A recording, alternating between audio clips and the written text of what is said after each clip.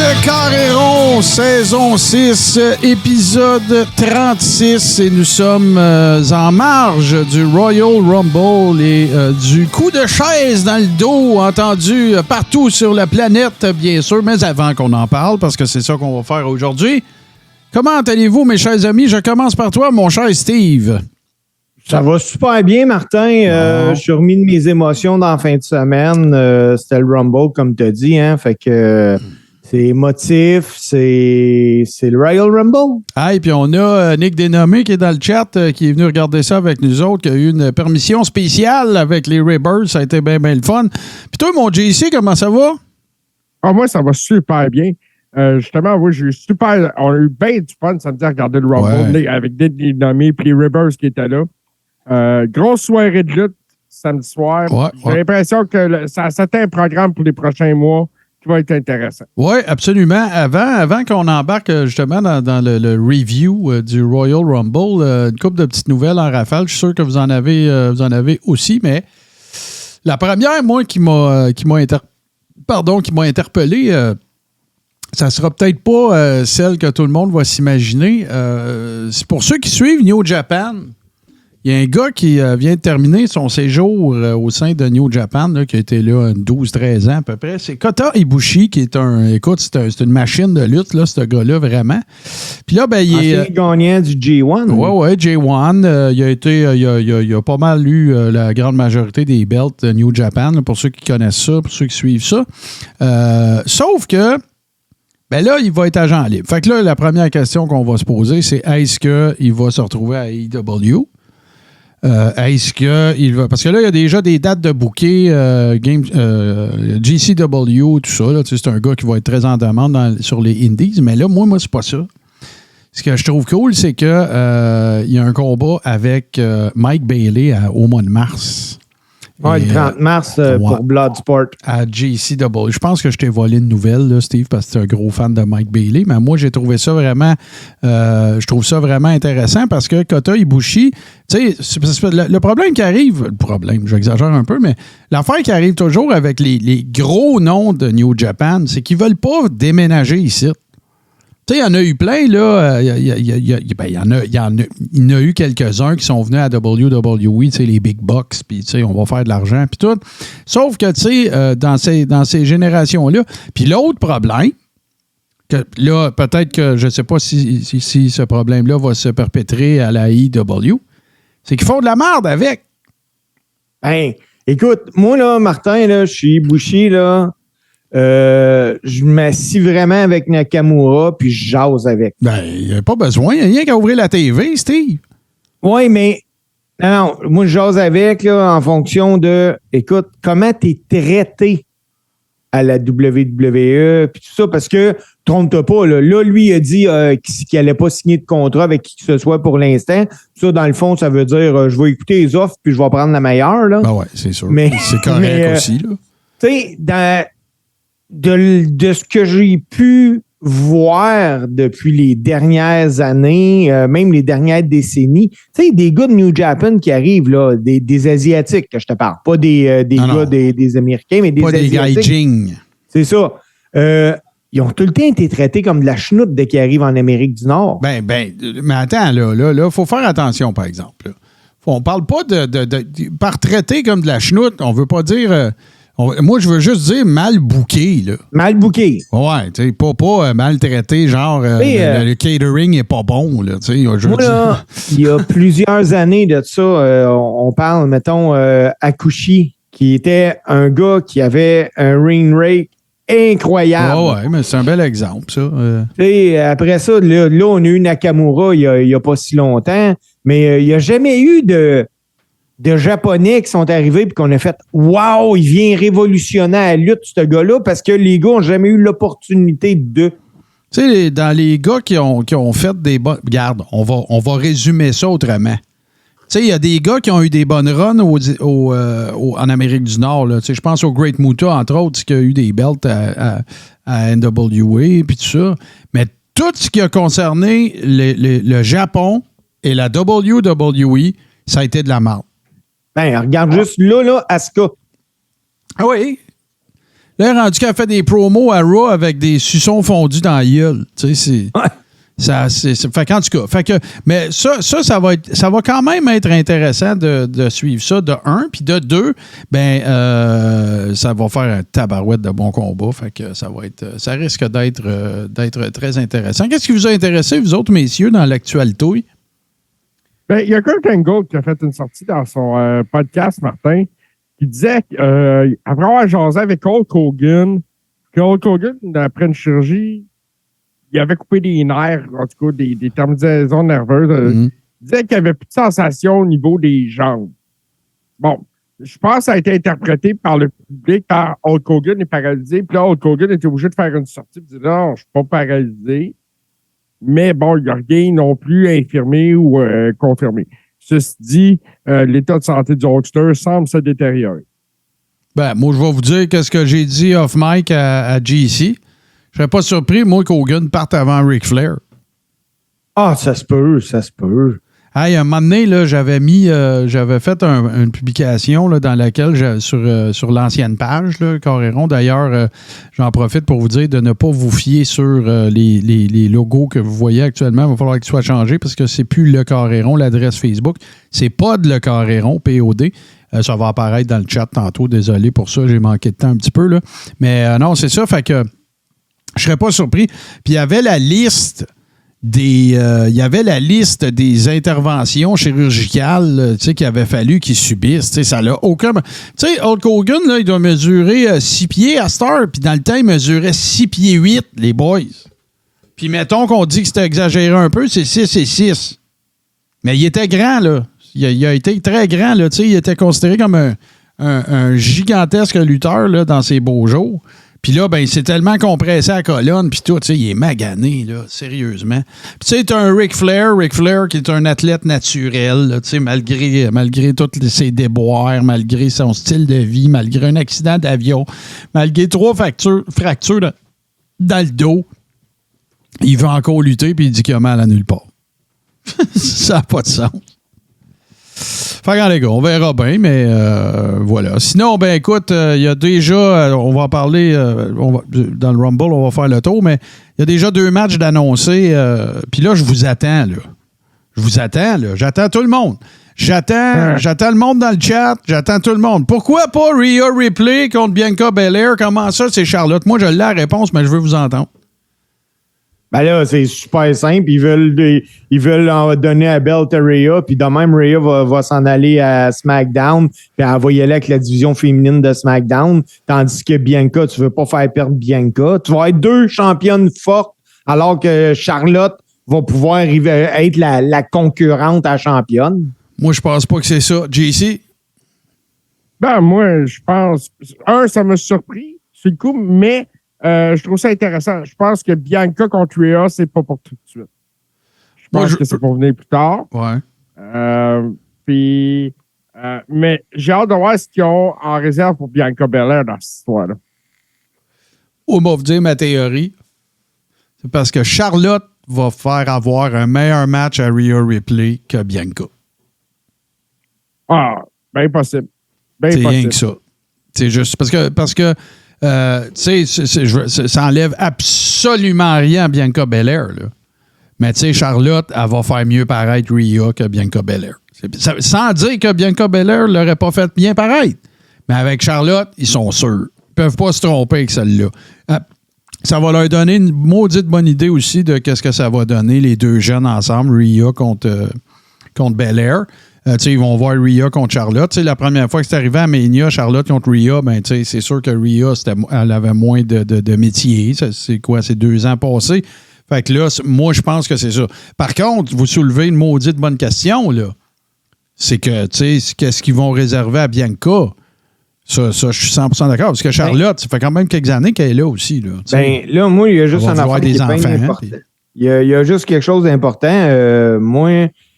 À Mania, je vois Rhea taper out, c'est le Finger 4, là. C'est fini, là. Charlotte ne perdra pas ça, là. C'est le Figure 8, mais oui. Le Figure 8, oui, elle a changé le nom parce qu'elle a le fait à l'envers. Okay. C'est Figure 8, okay. Là. Mais peu importe, moi aussi, je pense que c'est ça. Charlotte, c'est pareil comme...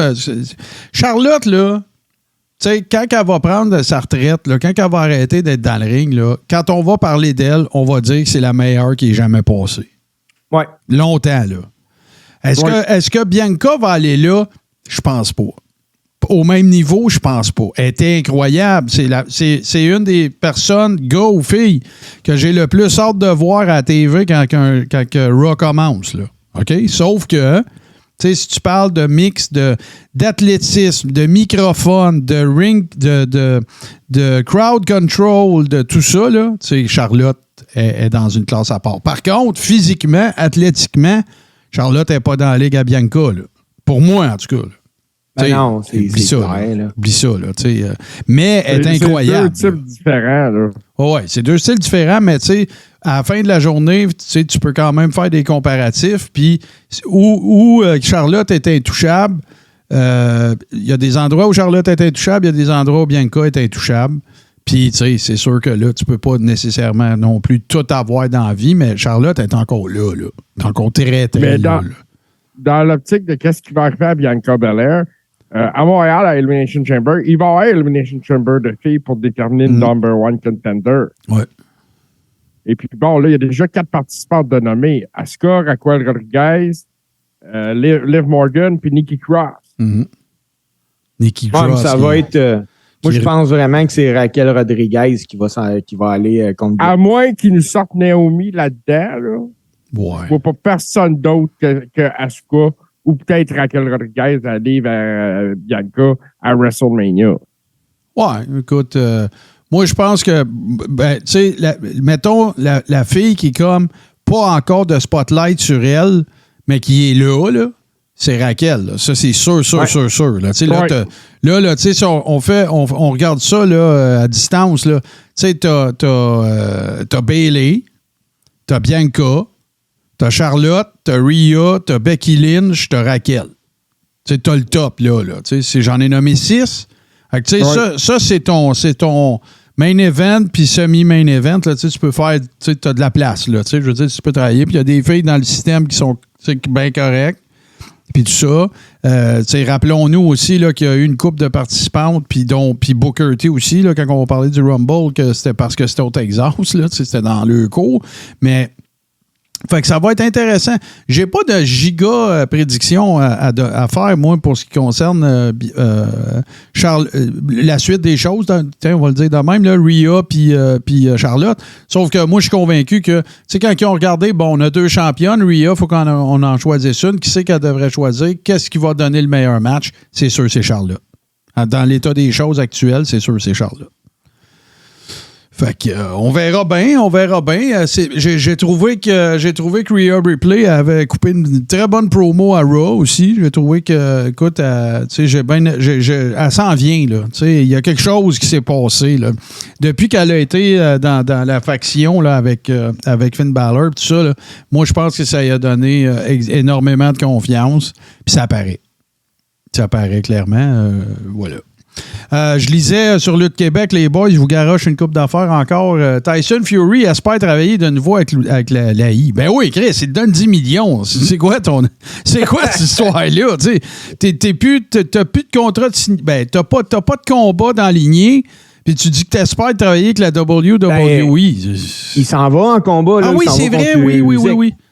Oui, excuse-moi. Mais de toute façon, regarde, c'est-tu déjà été ça qui l'a empêché?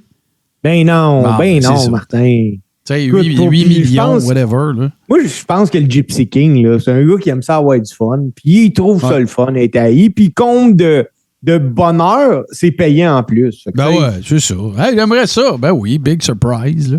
Ben oui. T'sais, ça me fait penser à quand Bobby Fish fait des commentaires, c'est les autres. Tu sais, ta gueule, t'as rien fait, là, toi. Mais bon. Très content d'avoir vu Rick Boogs. Bien heureux. La seule affaire que j'ai trouvé plate, c'est que, tu sais, il a fait passer. Ben, toi, ça doit t'avoir fait de la peine, Steve. Ça a fait un peu passer Elias pour un maillet, là. Je sais pas ce qu'ils s'en vont avec Elias. On dirait qu'ils ont jeté la gamique trop vite. Puis là, il essaie de la ramener, puis il est trop tard, comme. Oui, ça marche plus. Ça marche plus, c'est fini. Ouais. Tu sais, dans vraiment, là, dans l'optique de pouvoir dire, ils ont brûlé le gars, Elias, ils l'ont brûlé. Hey, quand Ouais, ben, tu sais, en même temps, moi, je pense que c'est une bonne run de hors-show. Tu l'envoies sur une team de hors-show, puis... ouais, je comprends. C'est pas parce qu'il est pas bon pour la TV qu'il est pas bon pour les live events. Non, c'est sûr. Tu sais, je veux pas dire qu'on scrape. Tu sais, je pense pas, sauf que, tu sais, en tout cas, je sais pas comment ils vont pouvoir venir à bout. Tu sais, moi, la seule affaire que je verrais possible, là, ça serait que, tu sais, il y ait une feud avec Rick Boogs. Et puis là, sortez les guitares. Tu sais, c'est... Ouais. Ah ouais, ça pourrait être intéressant. Ben oui. Tu sais, Rick Boogs, qu'on n'avait pas revu depuis WrestleMania l'année passée, ça avait bien mal tourné pour lui ce soir-là. Hey, ça, en plus, un quad, là, ça doit-tu faire mal, là? Ah, vraiment? Écoute, ça avait été pénible à regarder. Ah ouais, Et puis, mais tu sais, en parlant de gars qui vont nulle part, justement, là, un peu comme ça, le Baron Corbin. Ouais, ça avec, c'est un autre. Ouais. Je sais pas. Bof. C'est assez effacé à cette heure pour un gars Ben, qui tu sais, est si présent. t'as Baron, t'as Dolph Ziggler, il y en a plein. C'est Ouais, que le ouais, bain mais est rendu sont- tellement long, là. Ouais, mais pas Dolph, juste... c'est pas le même genre de gars. par exemple. Non, puis ils sont... Tu sais, Dolph, là, c'est en fin de run, là. Tu sais, là, il va jobber... Tu sais, lui, là, il se dit qu'il redonne à business, là. Tu sais, il va jobber pour des jeunes, il lui donne un bon match, tu sais, il fait 400 par année. Tu sais, lui, là, regarde, il a pas... Hey, Martin. Puis c'est peut-être plus, là, remarque, là. Ouais, il doit faire à peu près 1.1, 1.2. Bon, mais regarde, fait que de toute façon, tu sais... peu importe le montant qu'il fait, il en fait plus que nous trois, mais ensemble. Fait que, tu sais, ça a bien de l'allure pour aller te faire du fun avec tes chums, puis, tu sais, sillonner les États-Unis sur le bras de la WWE. Puis, tu sais, je veux dire, c'est sûr que c'est taxant physiquement, sauf que là, tu sais, en fin de carrière comme ça, il n'est pas au milieu de toutes les storylines. Il doit faire, il doit runner en masse d'un house show aussi. Fait que, tu sais, son horaire doit être pas mal plein. Fait que, c'est ça. Là, l'autre affaire, ben... Non, on va en parler tantôt, ça. On va en parler tantôt. On va en parler dans le Royal Rumble parce que je veux pas qu'on on en rajoute. Sinon, ben écoute, c'est sûr que tout a pas mal tourné pas mal tourné autour du Rumble. Moi, je vous fais une prédiction pour clore ce segment-là des actus conspi, Martin, des actualités dans le monde de la lutte. Désolé, je fais trop de show. La gamique de Chelsea Green, ça marchera pas. La gamique de Karen. Ouais, ça marchera Karen, pas. ouais. Non, ça n'a pas... voulez-vous que je vous dise pourquoi que je pense que ça ne marchera pas? Elle est trop jolie. Mais c'est quoi, Karen? Ah, ouais, je vois le genre. Elle est pas assez Karen dans le look. Ouais. Elle est pas assez son look est pas assez détestable. Ouais. Fait que, tu sais, là, puis c'est pas... Il n'y a absolument rien de chauvin là-dedans, là. Mais je pense qu'elle est trop mignonne, puis elle est trop jolie pour qu'on l'haïsse parce qu'elle serait une Karen. Je pense qu'une Molly Holly ou une Vicky Guerrero fait une meilleure Karen. Ah ouais, mais là, Vicky, c'est la Karen des Karen. Elle était fantastique. C'était une heel incroyable, là. Puis j'en ai une dernière, c'est vrai, j'ai pas pensé. Dans le Brian Last, qui est le comment dire, le co-host de Jim Cornette dans son podcast, je l'ai entendu parler de notre préféré à tous, Dominique Mysterio. Et selon lui, c'est un des meilleurs heels à Raw, puis il est meilleur que Sammy Guevara. En termes de heel. Ben, je pense qu'il dégage de la heat. Ça, oui. Ce qu'il représente, vu qu'il est le fils de Ray, les gens ont vraiment de la heat envers lui. Ouais, c'est sûr que là, Sammy Guevara, c'est pas le fils d'Eddie Guerrero, là, tu sais, on s'entend, là. Mais, êtes-vous d'accord avec ça? Dites-moi pas. Non. Dites-moi pas, il y a de la heat, là. Attends une minute, on l'haït. On l'haït. On en a parlé à tous les semaines. On l'aime pas. Ouais, mais JC, je l'aime pas en face non plus, ça n'a pas rapport. Oui, moi, c'est juste qu'il faut comprendre un point du mon chum, là. Moi, je l'aime pas parce que je trouve qu'il n'y a pas d'affaire là. Il est pas bon. Non, mais tu sais, c'est parce que moi, là, JC, je t'ai snappé un peu, mais c'est parce que je suis tanné de. Ben oui, il est bon, tu l'haïs. Non, je l'haïs en face aussi. C'est pas parce que c'est un bon heel, là. C'est pas parce qu'il est un bon heel. J'ai rien pour le défendre. Moi aussi, je trouve qu'il n'y a pas rapport là. Je trouve qu'il passe par-dessus bien du monde et qu'il a accès à des spots qui ne reviennent pas. C'est ça. Puis, tu sais, mais je pense que à cause de ça, justement, ça en fait un heel productif d'une certaine façon. Puis entouré par Judgment Day, je pense que les petites déos, là, où il se présente chez son père là, durant les Thanksgiving, puis les parties de Noël, puis tout ça, là, c'est venu chercher bien du monde. Mais encore là, je ne donne pas le talent qu'il semblait y reconnaître. Je ne sais pas si c'est un talent ou si c'est une façon de le booker. Moi, je dirais que c'est la façon de le booker. Parce que, non, moi, je suis Dominic Mysterio. Je trippe pas dessus, pas en tout. Tu sais, quand que t'es là pour faire une fleur à ton père, puis là, ça a été dit en plus qu'on avait raison. Tabarouette, les boys. Tu veux pas me faire tripper sur ce gars-là? Moi, je pourrais te nommer plein de gars en Indies qui sont là, qui font une bien plus belle job que lui. Ben non, c'est ça. Fait que moi, je veux juste être clair, OK? C'est pas parce que c'est un bon heel que je l'haïs. C'est parce que je trouve que c'est un mauvais worker. Puis j'aime pas la façon qu'il est booké. Puis j'aime pas le statut qu'il a sans avoir payé ses 12. C'est tout. Ouais. Fait que en babyface, je dirais la même affaire. C'est ça. Il y a eu un push, puis tu sais, moi, je pense qu'il revenait pas, ce push-là. Il y a Martin Boisvert là, dans le chat qui nous dit qu'il aurait dû passer par NXT et changer de nom. Puis oui, ça aurait été une bonne idée. C'est vrai. Il ne l'aurait pas introduit comme le fils de Ray, là. Ouais, mais la fille de Dwayne Johnson a changé de nom. Ouais. Puis ils diront pas Lady Rock, là. Ben non. Comment je te dirais ça? Tu sais, je sais pas si Ray voit son fils comme... meilleur comme Rick voit Charlotte, mettons. Ben oui, mais il n'y a pas de comparaison à faire. Fuck all. Ouais, mais tu sais, quand un père regarde son fils... Ouais, je comprends ce que tu dis. Ben oui. Puis là, on va régler une autre affaire ici, t'asseoir, là.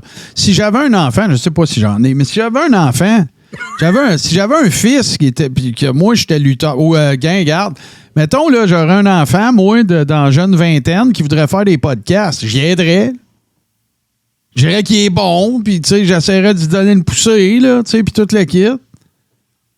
Tu sais, fait que j'ai rien à dire contre Ray, là. Moi, Ray, c'est un père, là, tu sais.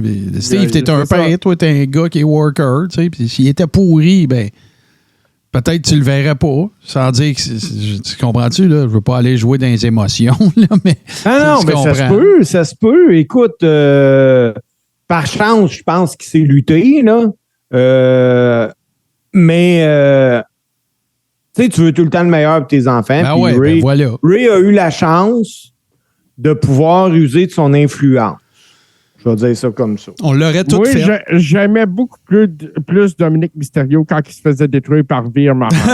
Ouais, maudit. C'était le moment préféré de sa carrière.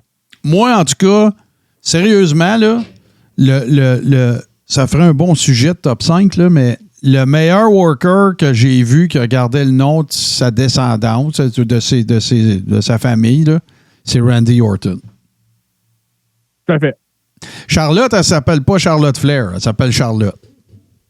C'est quand est-ce que The Rock a commencé à être populaire? Quand il a droppé le Maivia? Quand il a droppé le Rocky? Ouais. Tu sais? Ce sont des exceptions. T'sais. Regarde même tous les enfants de Bullet Bob Armstrong. Ils ont gardé le nom de famille, mais il y a rarement eu beaucoup d'allusions. Tu regardes Road Dogg. Tu dis, mon père, c'est Bullet Bob Armstrong. Non.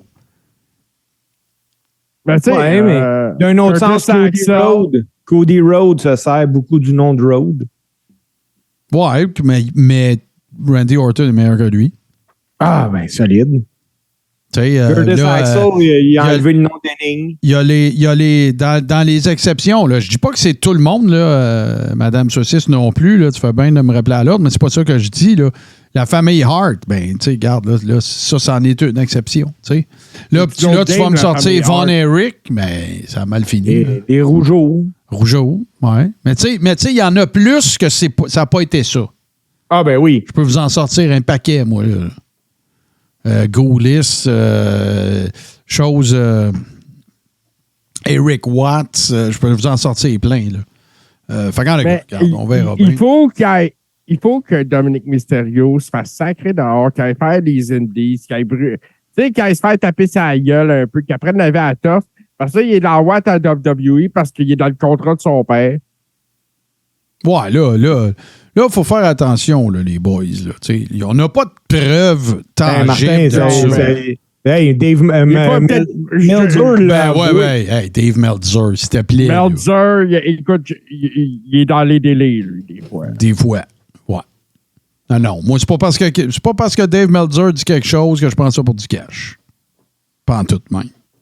Non, mais ça, c'est une opinion personnelle. T'sais. Moi, je pense qu'il a son propre contrat. Mais est-ce que Dominic Mysterio serait là si c'était pas Dre? Non, il doit avoir callé une faveur. Il doit avoir callé une faveur. Tu sais, hey, j'aimerais ça. Je vais re-signer pour 4 ans. Tu sais, that's it. Là. Un gentleman agreement, là. C'est pas tel qu'entendu au présent, nous allons donner un contrat. Non, ça, c'est sûr que c'est pas arrivé. Là. C'est du favoritisme, puis c'est une compagnie tradée publiquement. Là. Sauf que, tu sais, par exemple, tu vas-tu re-signer, Ray? Ouais, j'aimerais ça. On voudrait te signer 3 ans, 4 ans. Ouais, mais là, vous allez donner un break à mon gars. OK, je vais checker qu'est-ce qu'on peut faire. Non, tu comprends pas, c'est conditionnel. Moi, je pense que c'est ça qui est arrivé. Là. Ah oui, c'est sûr. Puis, tu sais, quand tu dis il faudrait qu'il retourne sur les Indies, il retournerait pas. Hey, comment tu veux qu'il fasse ça, JC? Il a commencé à haïr à Raw. Il est sorti du gym à son père, il a sauté d'un char, puis il s'est réveillé, Chris, à Monday Night Raw. A lutté son premier combat à SummerSlam contre Seth Rollins. C'est ça, son premier match qu'il a fait à il est en pay-per-view. Tu penses que ce kid-là va retourner des Indies? Mais non, il va bien mieux aller retrouver ses chums en prison. Hey, puis, le pire, là, c'est qu'il a compté, il a fait SummerSlam, puis après ça, il a fait un autre pay-per-view, puis sa première paye a été les 2 pay-per-view qu'il avait fait, puis il est allé dire en entrevue, j'avais jamais fait autant d'argent de ma vie. Ça se peut. Ça se peut bien. Bon, ben, les boys... On lui a accordé assez de temps. Ouais. On est rendu là. Ben, en fait, je vais vous en reparler mais dans le Rumble, mais pour ceux qui se posent la question, il n'y a aucune indication que Nia Jax a signé un contrat avec la WWE. C'est un one-off. Elle est venue faire le Rumble. On en parle tout de suite après ceci. Enquête, mystère et histoire sordide. Infâme, les mardis, 20h, sur Touski TV.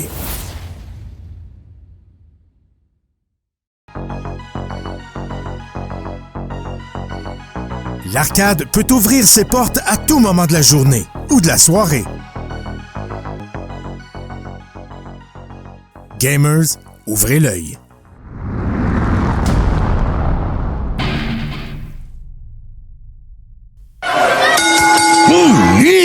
Alamodome, bien sûr, la maison des... Il me semble que c'est les Spurs de San Antonio. Tout à fait. Et donc, voilà, c'était l'endroit où se déroulait le Royal Rumble. Martin parle en anglais. Le Royal Rumble 2023. Commençons par le Rumble féminin, parce qu'on a un peu mis la table tantôt. Gagné de bout en bout, c'est la première fois qu'une femme réussit l'exploit, alors que Rhea Ripley commençait première. Et il me semble que la deuxième, c'était Liv Morgan. Puis ils ont été aussi les 2 dernières. Ouais, c'est ça. Ils ont livré. Mais c'est drôle, hein? Tu sais, on va en parler tantôt, mais on parle de Gunther qui a fini deuxième dans le Royal Rumble des hommes. On dit que c'est une performance extraordinaire. Liv Morgan a fait exactement la même affaire que lui, puis on n'en parle pas pantoute. Mais bon. Ouais, mais c'est le temps. Non, je le sais. Ça fait longtemps. OK. Mais c'est-tu quand même la première femme qui a commencé deuxième, fini dernière avant gagnante? Oui, bon, définitivement. Fait que, tu sais, je comprends le temps, là, puis il a battu un record, Gunther, mais tu sais, en tout cas, moi, je trouve juste que c'est deux. De toute façon, regarde, c'est pas d'hier que c'est 2 poids, 2 mesures, hommes et femmes, là, dans à peu près tous les domaines. Mais donc, voilà. Écoute, moi, j'ai pas détesté du tout les 2 Rumble, mais dans le cas du féminin, j'ai trouvé ça intéressant, j'ai trouvé ça correct. Puis là, ben oui, il y a eu des. Il y a eu les surprises. Il y a eu Nia Jax, évidemment. Il y a eu Chelsea Green aussi, la conjointe de Matt Cardona, qui a fait son arrivée officielle. On le savait qu'elle avait signé avec la I. Puis il y a eu, écoute, j'essaie de chercher les grosses surprises. Doudrop n'est plus. Elle est revenue à son nom de l'époque de NXT UK, c'est-à-dire Piper Niven.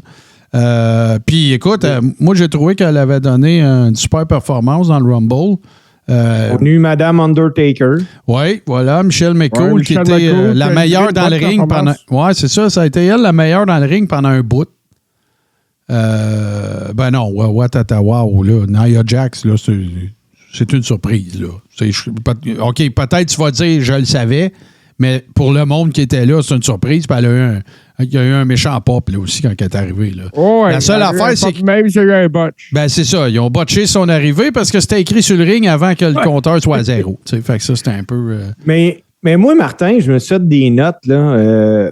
Puis j'ai marqué que le Rumble féminin, bof, 3 petits points. Puis j'ai marqué que c'était le segment que j'avais le plus ri à cause des cheveux de Tamina puis du soude de Bayley. Écoute, ouais, mais là, attends un instant. Fallait être là. Fallait être là. On répétera pas certaines des affaires qu'on a dit, mais on aurait dit que Bayley, elle avait une couche. Bon, on aurait dit que Bayley, elle avait une couche, puis Tamina, écoute, sa mise en pli, elle a lâché vite. Là, ses cheveux, c'était spécial.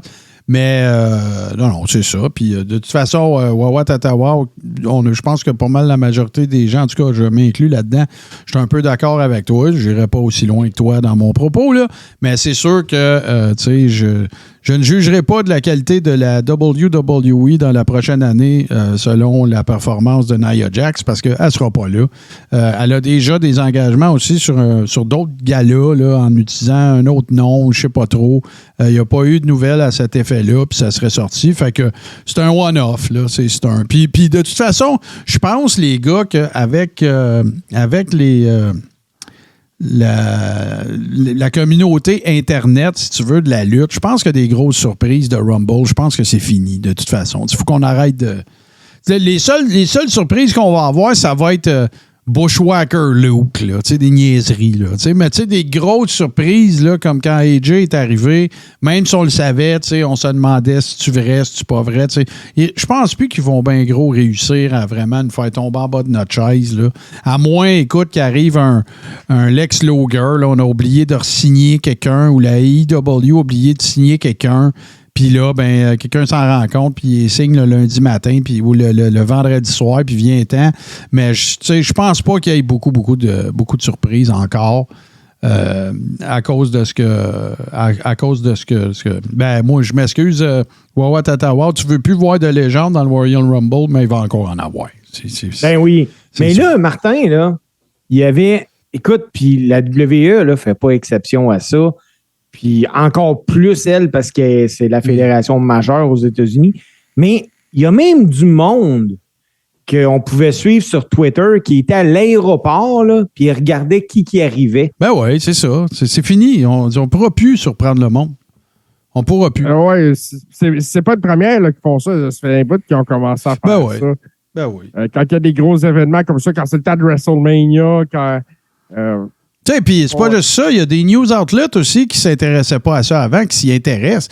Il arrive, regarde, qui c'est qui a sorti, voyons, c'est pas je veux le nommer, Jeff Hardy, c'est TMZ, regarde, ils s'y intéressent tout à cette heure, là. Avant ça, c'était, écoute, Pro Wrestling Insider, une couple d'affaires, Wrestling News Observer, Meltzer, Pro Wrestling Torch, puis c'était pas mal ça. Là. Mais là, à Star, même dans les médias traditionnels, entre guillemets, ben, il est watch encore. Puis ça, c'est un peu... Il y a plein de raisons pour ça, évidemment, l'Internet, mais tu as The Rock aussi, là, qui est devenu une vedette internationale mainstream. Fait que, puis un autre qui va bien aussi, je change de sujet un peu, mais c'est Batista. Tu sais, là, ils ont fait la promotion de son film, puis tout. Puis Batista, il fait moins des blockbusters. Tu sais, oui, il a fait des James Bond, puis des affaires comme ça. Mais tu sais, là, tu vois, dans le film, un peu moins Michael Bay, là. Tu sais, fait que, non, ça va être de plus en plus difficile, assurément, pour ce qui est du Royal Rumble. Et encore plus féminin. Parce que, écoute, tu sais, je veux dire, il y a moins de femmes, de un. De deux, ben, tu sais, toutes les situations contractuelles, tu sais, c'est rendu que c'est connu. Tu sais, quand quelqu'un signe une entente, ben, écoute, on connaît on connaît les termes, tu sais, on sait c'est pour combien de temps, on sait... fait qu'en tout cas, ça va être...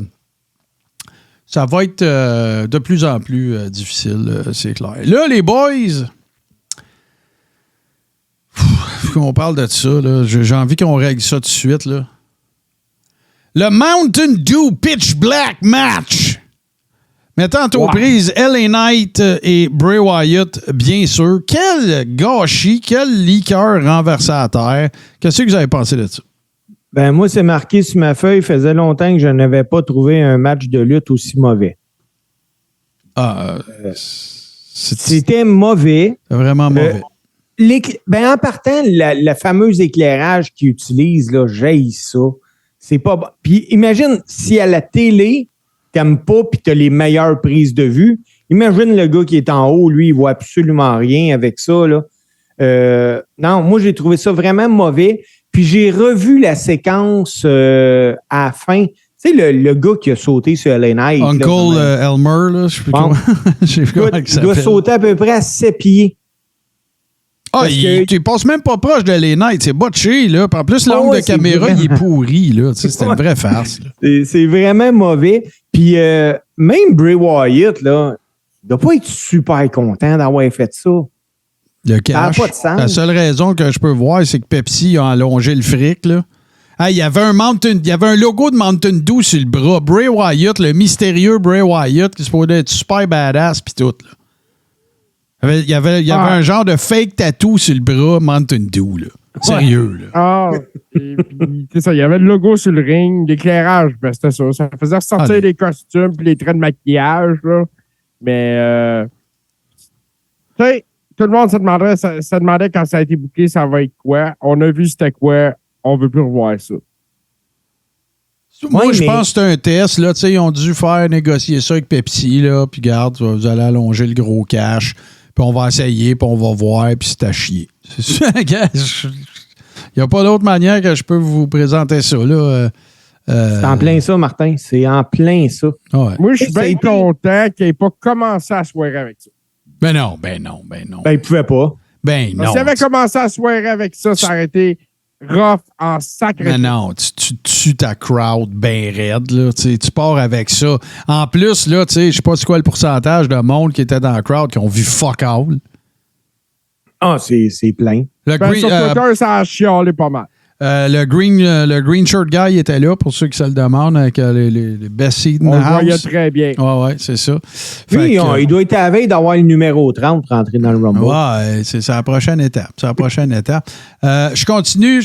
Écoute, là, sans joke, là, si vous avez le network, juste pour pouvoir en rire puis trouver ça cave, là, allez le voir, mais je peux pas croire qu'ils vont réitérer ça. C'était pire. C'était pire que Bray Wyatt contre Randy Orton avec les verres de terre dans le ring, là. C'était pire. Ah, ben oui. Parce qu'au moins, il y avait un combat de lutte, puis on le voyait, là. Fait que, on continue ça. Bianca Belair contre Alexa Bliss. Écoute, c'est un squash, là. Ben, moi, j'ai marqué que le match nous a permis de voir l'immense différence de talent entre Belair et Bliss, là. Puis le combat n'était pas vraiment intéressant parce que la victoire, y a-tu quelqu'un qui a été surpris que Bianca gagne ça? Non. Ouais, c'est ça. Moi, j'ai jamais pensé une demi-seconde qu'Alexa Bliss était pour gagner. Là. Puis tu sais, OK. Tu sais, quand tu parles, je te reviens, JC, je voulais pas te couper, là, mais tu sais, quand tu parles là, du pre-show, OK? Là, le pre-show, là, c'est plus ce que c'était avant. Moi, j'aimais mieux ça avant. OK? Parce qu'avant ça, le pre-show, c'est un mélange de 3 affaires. OK? C'est un mélange de package pour hyper les combats. OK? Il y avait des matchs, puis tu as le panel. Tu sais, tu as le King Lawler, Booker T, whoever qui veut le mettre à ce moment-là, puis tout. Mais imagine-toi donc dans le panel, là, avant le gala, là, quand il est venu le temps de faire des prédictions, Bianca Belair contre Alexa Bliss, il y en a 3 sur 4 qui ont dit Alexa Bliss. Ouais, mais tu veux, c'est qui avait dit ça? C'est ceux qui connaissaient le moins le shit à la lutte, là, probablement. Pas en tout. Booker T, Jerry the King Lawler. Moi, je pense qu'il s'était fait dire de dire ça. Ah, ça se peut, là. Ben ouais. Mais Fait que, non, en effet. Pour vrai, là, à cette heure, le pre-show, là, ça sert pas à rien. Ça sert à ceux qui n'ont pas regardé Raw depuis 3 mois. Tu sais, parce que je vais prendre, mettons, le pre-show là, du UFC. T'as à peu près 3 combats, puis pendant ce temps-là, entre les combats, ils te vendent des combats principaux, là. Puis ça te donne le goût, là. Ah ouais, let's go. Tu t'envoies du combat, puis c'est le fun. Mais là, non. Puis pas en tout. C'est 1 heure de temps du monde qui est en entrevue, puis il te passe des topos. Mais la WWE, on va lui donner, maudit qu'ils sont sur la coche faire ça. Non, les packages, il n'y a personne qui touche à WWE, c'est sûr. Et c'est comme ça depuis des années, là. Des années. Ils sont intouchables sur ça. Par rapport à ça, l'équipe de prod, tu sais, ils devraient faire le Super Bowl. Ah, ben oui. Tu sais, ils devraient, tu sais, je veux dire, c'est même des fois, je regarde des vieux pay-per-view, là, puis je sais ce qui va arriver, là. Je trouve ça bon pareil, puis je suis hypé pareil, tu sais. Écoute, j'ai regardé un vieux pay-per-view de, je pense que c'était 99, puis t'avais Austin contre McMahon en grosse feud.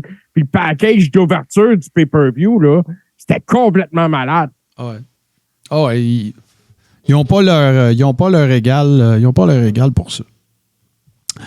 On continue ça, les amis, parce qu'il reste 2 combats, dans le fond, sur la carte. On va y aller avec évidemment, le Royal Rumble des hommes. Si vous n'avez pas vu encore, ben on va vous le divulgacher. Fait qu'arrêtez de nous regarder maintenant.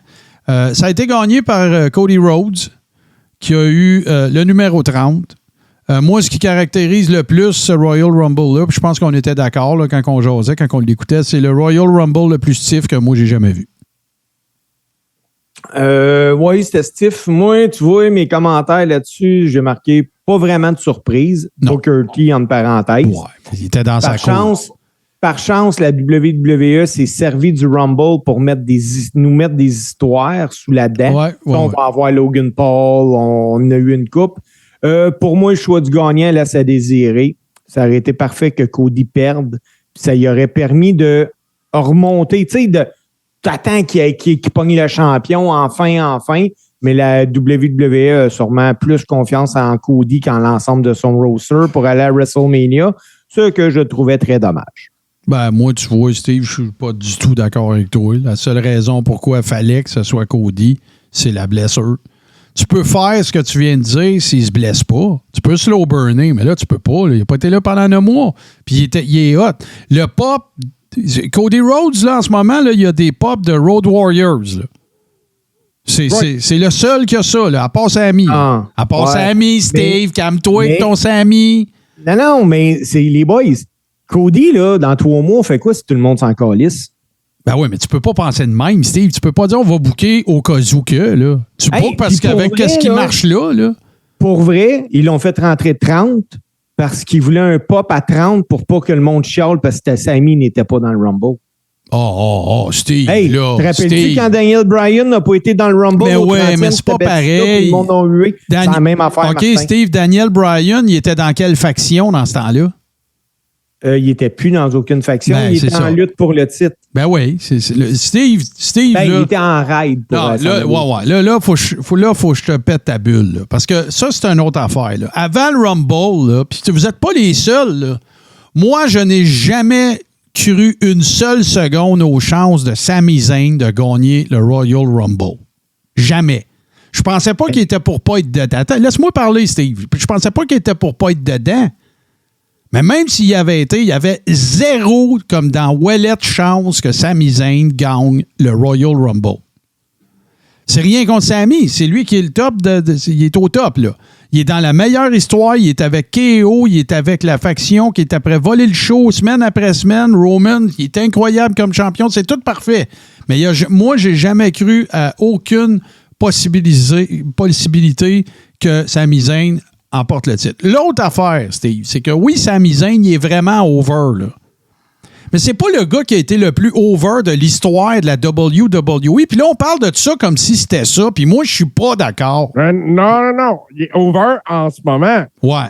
Non, mais même, tu sais, Daniel Bryan, quand il y avait la campagne Yes, Yes, Yes, il n'y a pas de comparaison à faire avec Sami Zayn, là. Il n'y en a pas, là. Ben non, le Yes Movement, quand ils ont hijacké Raw, c'était complètement malade. Moi, je crois présentement que Sami est de loin plus over que Cody Rhodes. Ah, pas moins.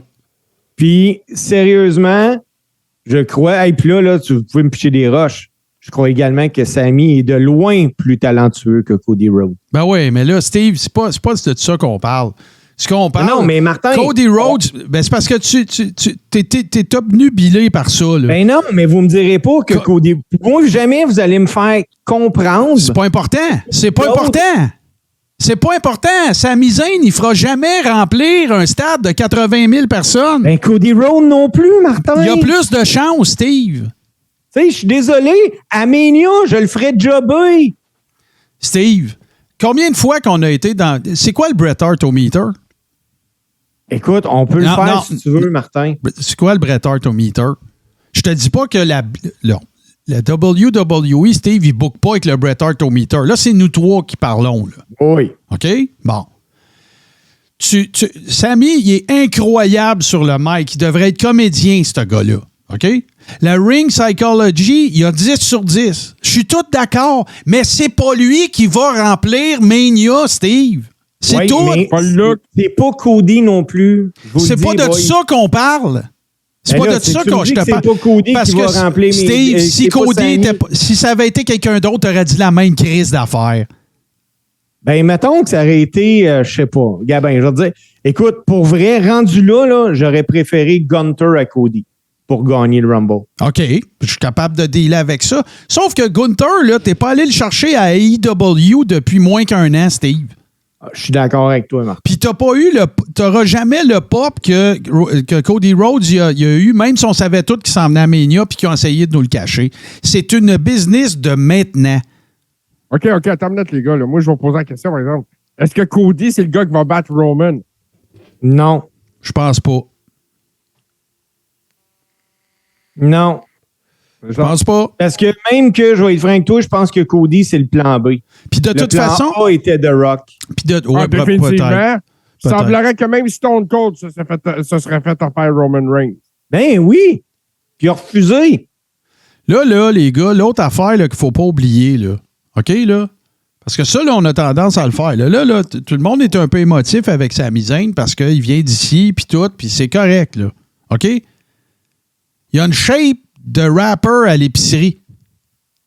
Puis tu t'en vas le mettre dans un main event à Mania contre Roman Reigns. Ça marche pas, Steve. Ça marche pas. C'est la même affaire qu'Alexa Bliss contre Bianca Belair, mais parce que c'est Sami Zayn, Steve, tu le vois pas. OK, mais écoute, parce que, tu sais, je vais essayer de débattre mon point en marquant des points. OK. Toi, tu donnais, puis Jisoo aussi, je pense. Non, c'était Nick Denomé qui donnait Seth Rollins gagnant du Rumble. Ah ouais. Mais Seth Rollins, là, il est pas plus gros que Sami Zayn. C'est pas ça, Steve. Ben, tu me dis qu'il y a une shape de rapper. Ben oui, mais regarde Seth Rollins puis regarde Sami Zayn, Steve. Hostie, voyons, là. Allô? Ben oui, mais c'est que tu me dis qu'il y a une shape d'épicerie, Martin. C'est pas... Il est pas rockstar, Steve. C'est pas... Il a pas ce que ça prend. Il a pas ça. KO non plus, ils ont pas ça. KO non plus, il a pas ça. Ils sont incroyables, ils sont fantastiques. Je les aime plus que ces gars-là. Mais ils ont pas le Rockstar Factor. Ils l'ont pas. Mais, et moi, je vais closer là-dessus, c'est pas le bon gars qui a gagné le Rumble. Ah, t'as le droit de penser ça. T'as le droit de penser ça. Moi, j'ai dit Cody ou Seth Rollins. Moi, j'avais dit Sami, fait que c'est sûr. Oui, je sais que t'as dit Sami. Tu dis Sami, il y a du monde là, de ce site qui dit Sami KO à toutes. Ils sont incroyables, mais c'est pas toutes. Ils sont pas toutes. Puis là, l'autre affaire, c'est qu'il y a les désirs et la réalité. Puis tu sais comment qu'elle est, la I. Tu sais, il faut pas aller s'imaginer. Écoute, je te dis pas que c'est impossible, mais tu sais, quand tu penses à un main event à Mania, il faut quand même que tu penses au fait que est-ce que les gens vont regarder ça en se disant qu'il y a une possibilité que Sami Zayn batte Roman Reigns? OK? Physiquement, là. Ça a-tu de l'allure? Tu sais, des pay-per-view avec Rey Mysterio contre Kevin Nash, là. Non, je compare pas ça, là, mais je te donne un exemple exagéré pour faire valoir mon point. Je suis pas en train de comparer les deux, là, tu comprends ce que je veux essayer de dire. Sami Zayn, il est incroyable. C'est juste qu'il n'y a pas le rockstar status que les autres ont. Daniel Bryan, il l'avait pas non plus. Là, c'était booké comme the powers that be, puis le Helmsley McMahon era, tu sais, tout le kit, puis c'était Sami contre Triple H puis Stéphanie, là, tu sais. Puis ça, ben c'est encore le boss, puis tu sais, on prend pour l'underdog, puis tout le kit. C'est un peu pareil avec Sami. Sauf que le rôle que moi, je vois Sami jouer dans le booking de la WWE, c'est pas un rôle de main event. Mais c'est un rôle incroyable, c'est hyper over de ce temps-là. C'est une personne là-dessus. Puis là, ben regarde, moi, je pense que la valeur ticket, là, ou la valeur, paire de yeux sur l'événement est plus grande. Tu ne seras pas d'accord avec moi, mais est plus grande en ce moment pour Cody Rhodes Roman que pour Sami Zayn Roman. Tout simplement. Puis là, ben, ça va être un combat par équipe. Comme tu l'as collé l'année passée. Sami Zayn KO contre les Usos. Moi, je vois très bien ça dans le main event du premier soir en tag team dans un ladder match, quelque chose du genre. Ben oui, ça va être une affaire de même. Un combat de fou. Mais là, il ne faut pas oublier une affaire. Il y a Elimination Chamber qui s'en vient. Oh ouais. Puis ça devrait être Sami contre Roman, pareil. Ben non, c'est annoncé, là, JC. C'est confirmé? Oui. C'est confirmé. La seule chose que, écoute, j'ai tellement trouvé ça maillet, là. Il y a du monde qui... écoute, il y a du monde qui sont pas au courant, puis c'est correct. Je sais pas d'où ils viennent, là. Puis ces gens-là, ou whatever, qui disaient, ben là, c'est là que Jay va screwer Sami, puis peut-être patata. Non, les Usos ne seront pas à Montréal. Ah non, ils peuvent pas. Ils peuvent pas. Ça va être solo, c'est solo, ouais. Eux autres. Fait que, tu sais, tout semble vouloir aller vers ça. Puis moi, je pense que c'est merveilleux et que c'est fantastique et que ça va être incroyable et que ça va être parfait. Mais Sami Zayn, c'est pas un main eventer de la WWE, même s'il a le talent, même s'il est incroyable, puis même s'il vient de chez nous. C'est juste ça que je dis. Il y a une autre affaire aussi que je trouve qui nous a été quand même passablement... Bon, évidemment, là, on ne peut pas parler non plus de la performance de Gunther. Là. Écoute, là, il est resté là du début jusqu'à la fin. Il n'a juste pas gagné. Je suis d'accord avec toi que ça aurait pu être très... C'est parce que là, le problème, on est pogné un peu avec la même affaire. Là. Avec Bianca puis avec Roman. Là, le problème qu'on a, c'est des aspirants potentiels ne plus. Là. Ne plus. Brock Roman, ça a eu lieu. Lashley Roman, ça a eu lieu. Tout a eu lieu. Là. Fait que, Drew Roman. Oh ouais, même Braun Strowman Roman, ça a eu lieu. Là. Ça a déjà eu lieu. Là, il est là le problème. Là. Fait que là, Cody, il t'aide un peu avec ça. Cody Roman, c'est jamais arrivé. Fait que, juste ça, là. Tu n'aurais pas été plus content si ça avait été un autre. Ben, je sais que tu aurais été juste peut-être plus content si ça avait été Sami Roman, mais qu'est-ce que tu aurais dit si ça avait été Roman contre Braun Strowman, Brock Lesnar, Bobby Lashley, tu aurais dit encore. C'est ça. C'est ça. Fait que là, au moins, Cody, c'est pas arrivé. Fait que, puis, ouais, vas-y, excuse. Mais Gunther, j'aurais apprécié. Oui, moi aussi. Parce que ce gars-là, moi, je le regardais dans le Rumble, puis j'ai fait comme Chris, man. Lui, là, si tu le vois d'une ruelle, t'as vraiment l'impression qu'il peut te casser la gueule. Oui, tout à fait. Tout à fait. Pareil comme Sami. Fait que, on continue. Ben, Sami, il est plus gros que tu peux penser. C'est pas à propos de qu'est-ce que je pense. C'est à propos de comment gros sont ceux à côté de lui, Steve. Non, c'est ça qu'on allait dire. Le problème, c'est qu'il est à côté de gars immenses. Oh ouais, tu sais, puis il va avoir plein de... Là, il va quand même avoir des affaires intéressantes. Parce que là, il faut parler du... Moi, c'est... Depuis TLC avec les Hardys, puis... pas les Hardys, mais Christian Edge, puis tout ça. Là, les Dudley. C'est le spot qui m'a plus fait décrocher à mon choix. Fait qu'on va vous le divulgacher, tout le monde. T'as Logan Paul d'un côté du ring, c'est à largeur. T'as de l'autre côté, t'as Ricochet. il jump sur le top du troisième, un peu comme AJ Styles là, qu'il fait quand il fait son finisher. Le Springboard. Puis après ça, il se rencontre au milieu du ring, puis il se fait une close line, genre à 10 pieds dans les airs. C'est hallucinant. Puis si vous vous posez la question, est-ce que Logan Paul est quelqu'un d'athlétique? Ben, je vais vous répondre en vous disant qu'il était plus haut et plus loin du centre du ring que Ricochet. C'est une machine, ce gars-là. Ça a été complètement malade. Puis, tu sais, ce qu'il faut comprendre aussi, là, c'est que. Il faut que je le dise, parce que sinon, je vais rire tout le long. Nick Dénommé, il dit le match de rêve à Martin, c'est Roman contre Dominique Mysterio dans un prison match. Les blagues Dominique partent avec la perte après. Mais pour vrai, c'est que un coup que tu es parti sur un springboard, là, il n'y a plus rien qui t'arrête, là. Ah non. Écoute, ça a rentré le spot, là. Ça a claqué, là. Le son de l'impact était assez impressionnant aussi. Le plus drôle, là, j'ai vu sur Twitter, Logan Paul, il est en bas du ring, puis il se prépare pour ce spot-là, puis il y a un fan qui donne une canette de sa boisson énergisante à Logan Paul. Il l'ouvre, il prend une gorgée, puis il dit au gars, je suis prêt. C'est excellent. Ah non, Logan Paul a plus de chances de main eventer Mania que Sami. C'est plate, mais c'est ça. Mais Logan Paul devrait voler le show à Mania parce qu'il y a une feud qui s'enligne pour lui contre Seth Rollins, si tout va bien. Ouais. Ça devrait être un show stealer assez solide à WrestleMania. Mais tu vois, Logan Paul, j'ai hâte aussi, par contre, puis je ne sais pas si ça va arriver. Moi, j'aimerais ça le voir souvent. Tu sais, là, faire un match aux 4 mois, être en shape, puis pratiquer le match. C'est différent. Ah ben oui, c'est sûr, c'est sûr. Puis là, je veux répondre à Madame Saucisse. Là. Moi, je ne considère pas que c'est votre Sami, je considère que c'est notre Sami. Je m'inclus là-dedans. C'est juste qu'il ne faut pas prendre ses rêves pour la réalité. C'est juste ça. Ça n'arrivera pas. C'est plate. Puis si ça arrive, je vais être content. Mais ça n'arrivera pas. Fait que gérons nos expectatives. Là, Sami est dans un spot hyper favorable pour lui. Puis il est en train d'assurer ses vieux jours. Regarde, là, il n'y en a pas de problème avec Sami. Là.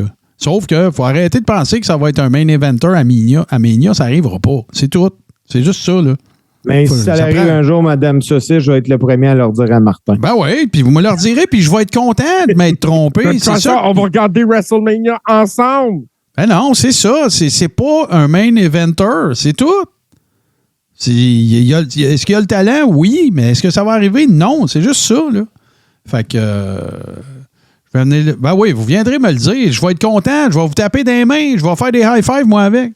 Là, on parlait de quelqu'un, par exemple, qui a été main eventer, puis que là, ben, vraisemblablement, on a la confirmation que c'est fini. C'est Ronda Rousey. Elle n'était pas dans le Rumble. Elle n'était pas sur la carte. Elle figure nulle part. Moi, ça confirme pas mal ma théorie selon laquelle je disais que Triple H, il en a son troc. Puis ils vont laisser couler son contrat, puis ça va finir, là, d'après moi. Ah, je le souhaite. Ça ne marchait pas, ça ne le fait pas, ces combats ne le fait pas. Les apparitions publiques non plus n'avaient pas l'air de bien marcher. Pas en tout. Puis d'un autre côté, ça a l'air que c'était un cauchemar d'attitude dans le backstage. Puis de relation. Oui, puis elle a fait des asticoles de jambon aussi, là, quand elle a quitté, là. Tu sais, elle a affirmé des choses, elle a pas été très... Puis je pense pas que c'était un work. Je pense pas que ça allait été parce qu'elle voulait préparer une fiode en revenant. Là. Je pense même pas qu'elle pensait de revenir. Ils ont allongé le cash, elle est revenue. Le banc était short un peu dans la division féminine, puis tout le kit. Puis, regarde, ça n'a jamais levé. Je reviens avec mon exemple, je suis fatigant. C'est comme si la première fois tu vas en vacances dans le sud, tu vas dans un 8 étoiles, tu vas toujours être déçu après. Ronda Rousey a commencé, son premier spot, ça a été dans le ring avec The Rock à Mania. Elle n'a pas lutté, là, mais il avait fait une promo puis il l'avait invité. Ah oui, elle a lutté, en fait, elle a pogné Triple H. Je pense qu'elle avait fait un arm drag ou quelque chose. Après ça, ben, elle a eu son premier match, Triple H, Stéphanie, Kurt Angle puis elle. C'était parfait. C'était un des meilleurs premiers matchs ever. En tout cas, pour une femme. Puis, écoute, là, c'était semi-main event, puis ça avait super bien été. Puis là, après ça, ben, on l'a bien vu, là, que ça n'était pas entouré. Ben, ça allait pas, là. T'sais, la fille est supposée d'être la fille Destroy qui va tuer tout le monde dans la division. Quand elle s'en va au ring, elle fait des gros sourires, puis elle tape des mains. Ou sinon, ben, elle est supposée d'être face, puis elle s'en vient, puis elle est enragée, puis elle a l'air de marcher comme quelqu'un sur la brosse. Ça marchait pas. T'sais, elle a jamais catché, là.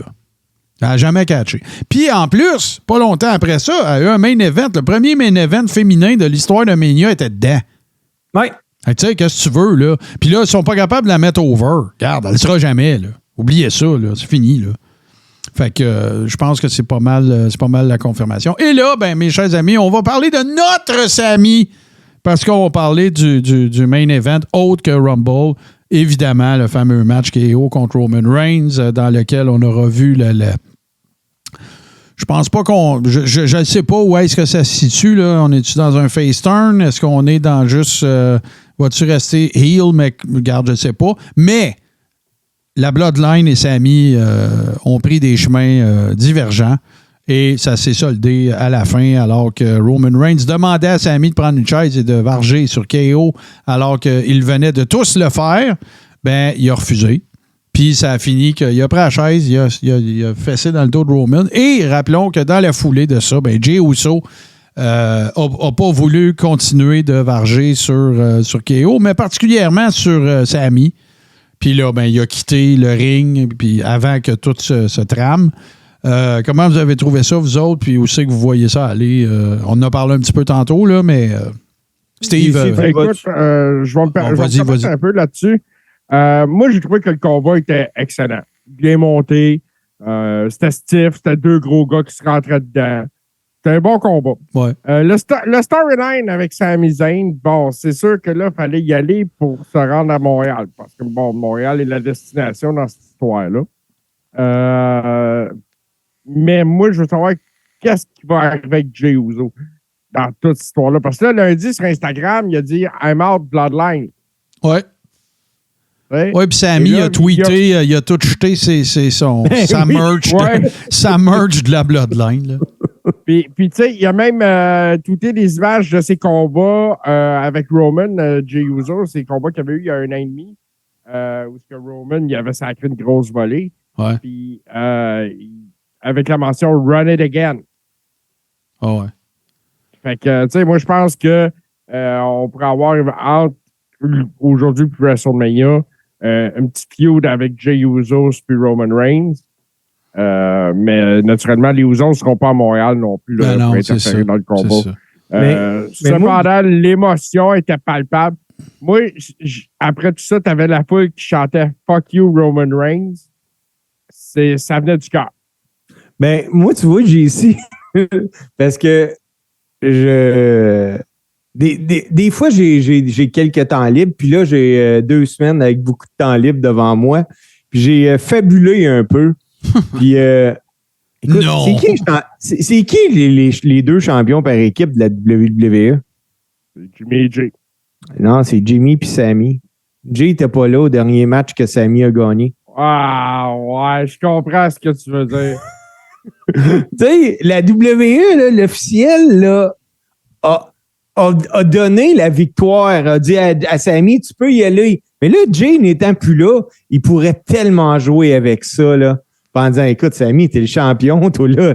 Ça pourrait tellement, là. Puis je le ferais si j'étais eux autres pour amener ça à un moment donné. Est-ce que, écoute, là, ils se séparent pour vrai?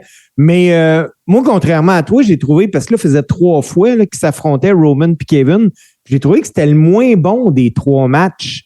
Quand Kevin monte sur le 3e pour faire son moonsault puis qu'il glisse, on dirait qu'il a été dérangé à ce moment-là. Puis, hey, les 2 shots des marches, là, la 2e a rentré, mon gars, là. Je suis pas sûr que Kevin, il n'y a pas des petites séquelles de ça parce que j'ai pas trouvé que le match était incroyable. C'est un bon match, mais j'ai pas trouvé que c'était pas aussi hot que quand ils sont pognés. C'était-tu à Mania le premier soir, il y a 2 ans? Ouais, mais non, ils ne sont pas affrontés à WrestleMania, c'est 3 fois au Royal Rumble. 3 fois Royal Rumble, OK. Je pensais qu'il y avait une shot avec à Nouvelle-Orléans. Là. Puis il y a un autre match que tu oublies, tu sais, quand tu fais le décompte là, des bons et des mauvais matchs entre Roman et KO, là, c'était pas contre KO qu'il y avait eu le fameux match avec les menottes qu'il n'était pas capable d'enlever. Puis c'était un hostie de botch avec Paul Heyman qui n'était pas capable de trouver la clé. Oui. Ça n'avait pas été des gros chars, ça. C'était pas le last man standing, ça? Une affaire de même, là. Ça n'avait pas été des gros chars, là. C'était quasiment un botch fest, là. Puis, sais, après que Roman qui veille contre... Sami qui veille contre Roman, j'ai trouvé ça super bien. C'était bien joué. Un petit peu long parce que pour l'ensemble du show, moi, c'est ce que j'ai marqué. C'est trop long, un maudit pay-per-view. Ouais, mais Steve, arrête, là. Là, on ne pourra pas tout avoir. Là, avant, c'était le dimanche, c'était trop long. Là, le samedi, moi, c'est parfait. J'ai pas d'autre chose à faire, là. Tu sais, ça me va, exactement. moi. Le fait qu'il ait mis ça les samedis soirs comme ça, c'est parfait. Ouais, moi je te dis pas qu'ils peuvent pas améliorer ça. Mais moi, ça règle mon problème que ce soit le samedi soir. Là, on a eu du fun en salle, là, samedi soir. Ah, ben oui, puis on a ri. Ben puis, oui, c'est ça. Tu sais, on broyait. Hey, les boys, quelle note vous y donnez au Rumble? Moi, j'ai donné, pour le show en général, 4 sur 10. Oh là, c'est juste parce que Sami Zayn, il n'y a rien gagné, là. Non. 4 sur 10, Steve. 4 sur 10. 4 sur 10? J'ai donné 4 sur 10. Bon, non, moi, je trouve que tu exagères. Là. Ben, c'est que moi, quand j'écoute le Rumble... Tu devrais déjà donner 5 juste pour le pop de la chaise dans le dos à Roman. Non. Mais j'ai donné réellement 4 sur 10, les boys, parce que moi, j'ai trouvé le show excessivement long. Oui, mais Steve, ils vont tous être longs, les pay-per-view. Tu peux pas tous lui donner 4. OK, Gabin, moi, j'ai donné 4 parce que le show était long. Bray Wyatt, LA Knight, écoute, ça valait moins 10 à peu près. Bianca puis Alexa, une chance Bianca était là. Le Rumble féminin, il m'a diverti parce qu'on riait, les boys, à côté. Écoute, le match des gars, le Rumble des gars en général, écoute, faut que je le donne, il était bon. Ouais. 2-3 petits botches dans les éliminations, dont encore une fois Kofi Kingston, qui il a raté la chaise. Ah oui, ça a fait 2 Rumble en ligne qui botchent son spot. Ouais. Mais OK, gars, je vais être bon joueur, je vais donner 5. Bon. Puis, juste spécifier aussi, parce qu'il y avait Rey Mysterio qui n'est pas rentré. Rey s'était blessé la veille à SmackDown durant son combat contre Karrion Kross. Ouais. Fait qu'ils ont essayé d'arranger ça justement avec l'entrée suivante qui était celui qu'on aime beaucoup, Dominique, et qui rentrait avec le masque à son père, qui essayait en veille de le déchirer. Ça avait l'air tellement difficile. Ouais. Moi, là, tu sais, je pense, puis c'est correct, là, je suis pas en train de dire au monde comment juger d'un pay-per-view, mais tu sais, il y en a qui enlèvent avec les affaires pas bonnes. Il y en a qui en donnent avec les affaires bonnes. Puis il y en a qui font comme les deux. Moi, la première affaire que je veux dire, c'est sur la durée. Moi, avant, là, même quand je faisais le Coréron, avant qu'on fasse des watch-alongs, excusez, moi, regarder un pay-per-view, là, c'était je m'évachais, je regardais ça tout seul. Tu sais, moi, je pense que là, première des choses, un pay-per-view, c'est fait pour être regardé avec du monde. Moi, là, c'est ça que ça va m'avoir appris, là, ce qu'on fait. Là. Même si c'est en Zoom, puis qu'on regarde chacun nos TV, puis on ferme nos micros, puis là, on regarde les combats, puis l'Internet, il n'est pas à la même vitesse pour tout le monde, puis tout, puis on trouve des moyens de faire des jokes avec ça. Puis tu sais, fait que ça, moi, c'est plus un facteur. Moi, ce que je regarde quand je regarde un pay-per-view, Mania, c'est différent. OK? Mania, c'est pas pareil. Mais les 3 autres, là, les 3 Big 3, là, les 3 autres du Big 4, moi, ce que je regarde, là, la première affaire, est-ce que ça fait avancer des storylines? Est-ce que ça a une utilité? Ou bien non, c'est juste du monde d'un ring en stépine qui se chicanne. Tu sais, ça, c'est la première affaire. Pour ce Rumble-là, je trouve que ça a été le cas dans la très grande majorité des cas. Ce qui n'a pas fait avancer une histoire, c'est Bray puis Bianca. Okay? Le reste, ça a tout... C'est clos des histoires, ça. Ben, même pas. Tu sais, regarde, là. Bianca, il n'y avait personne pour elle. Là. Tu vas faire le Rumble avec Alexa Bliss. On va mettre un petit peu de mystère. Là. On va savoir qu'est-ce qui arrive avec Uncle Elmer. Là. Puis, tu sais, that's it. Puis, le combat de Bray Wyatt, ben, regarde, c'est un placement publicitaire à coups de millions pour te mettre un fake tattoo de Mountain Dew sur le bras. Ouais, que Bray Wyatt, ce gars-là, le mystérieux Bray Wyatt, les Firefly, puis tout le kit, il boit du fucking Mountain Dew, là. OK? Ça marche pas. Là. Tu me permets même pas de suspendre mon disbelief. Ça n'a juste pas de crise d'allure. OK? Bon. Fait que là, partons avec ça. Fait que le Rumble des femmes, est-ce que ça a fait avancer des storylines? Ben, pas beaucoup, mais ça a fait avancer la carrière de Rhea Ripley, puis elle est due, là. Tu sais, elle est là. Elle est rendue là. Fait que moi, ça, je suis content avec ça. La qualité du match, les spots, tout le kit, je m'attends toujours à moins. C'est pas misogyne. Je m'attends toujours à moins des Rumble des filles. J'ai trouvé ça correct. J'ai trouvé la performance de Rhea Ripley écœurante. J'ai vraiment pas détesté Piper Niven malgré C'est les jokes qu'on a faites. En fait, on n'a pas ri de ce que vous pensez. C'est parce qu'on trouvait ça drôle parce qu'elle avait des bas nylons. C'est quoi, là? Des bas filets. Filets, c'est ça. Puis, il était particulier. C'est tout. Fait que ça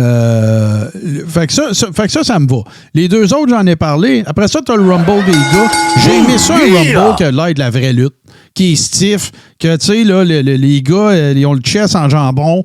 Tu sais, tout ça, j'ai aimé beaucoup la performance d'un paquet de monde. J'ai aimé le fait que Seth Rollins se fasse sortir. J'ai aimé le fait que Brock Lesnar se fasse sortir par Lashley. Tu sais, en général, j'ai bien aimé ça. J'ai pas de problème avec le pic de Cody Rhodes. Je pense que c'est un booking qu'ils sont obligés de faire à cause des circonstances. Puis je pense pas qu'ils ont booké contre Sami. Je pense qu'ils ont booké pour Cody. C'est différent. Il y a une nuance à faire, là, à mon humble avis. Puis en plus, il revenait d'une grosse blessure.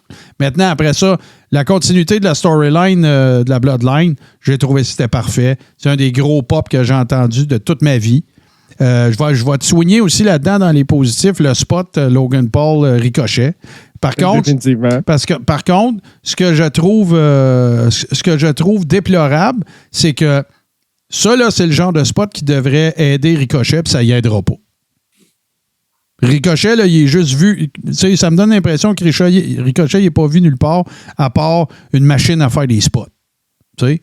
Puis c'est toi, JC, qui disait qu'il se fait tag teamer de temps en temps avec Braun Strowman. Je trouve ça intéressant. Ouais. Il y a peut-être de quoi. En fait, ils sont en team en ce moment. Ils s'en allent en finale là, pour le tournoi de SmackDown pour avoir droit à un match de championnat par équipe pour les belts de SmackDown.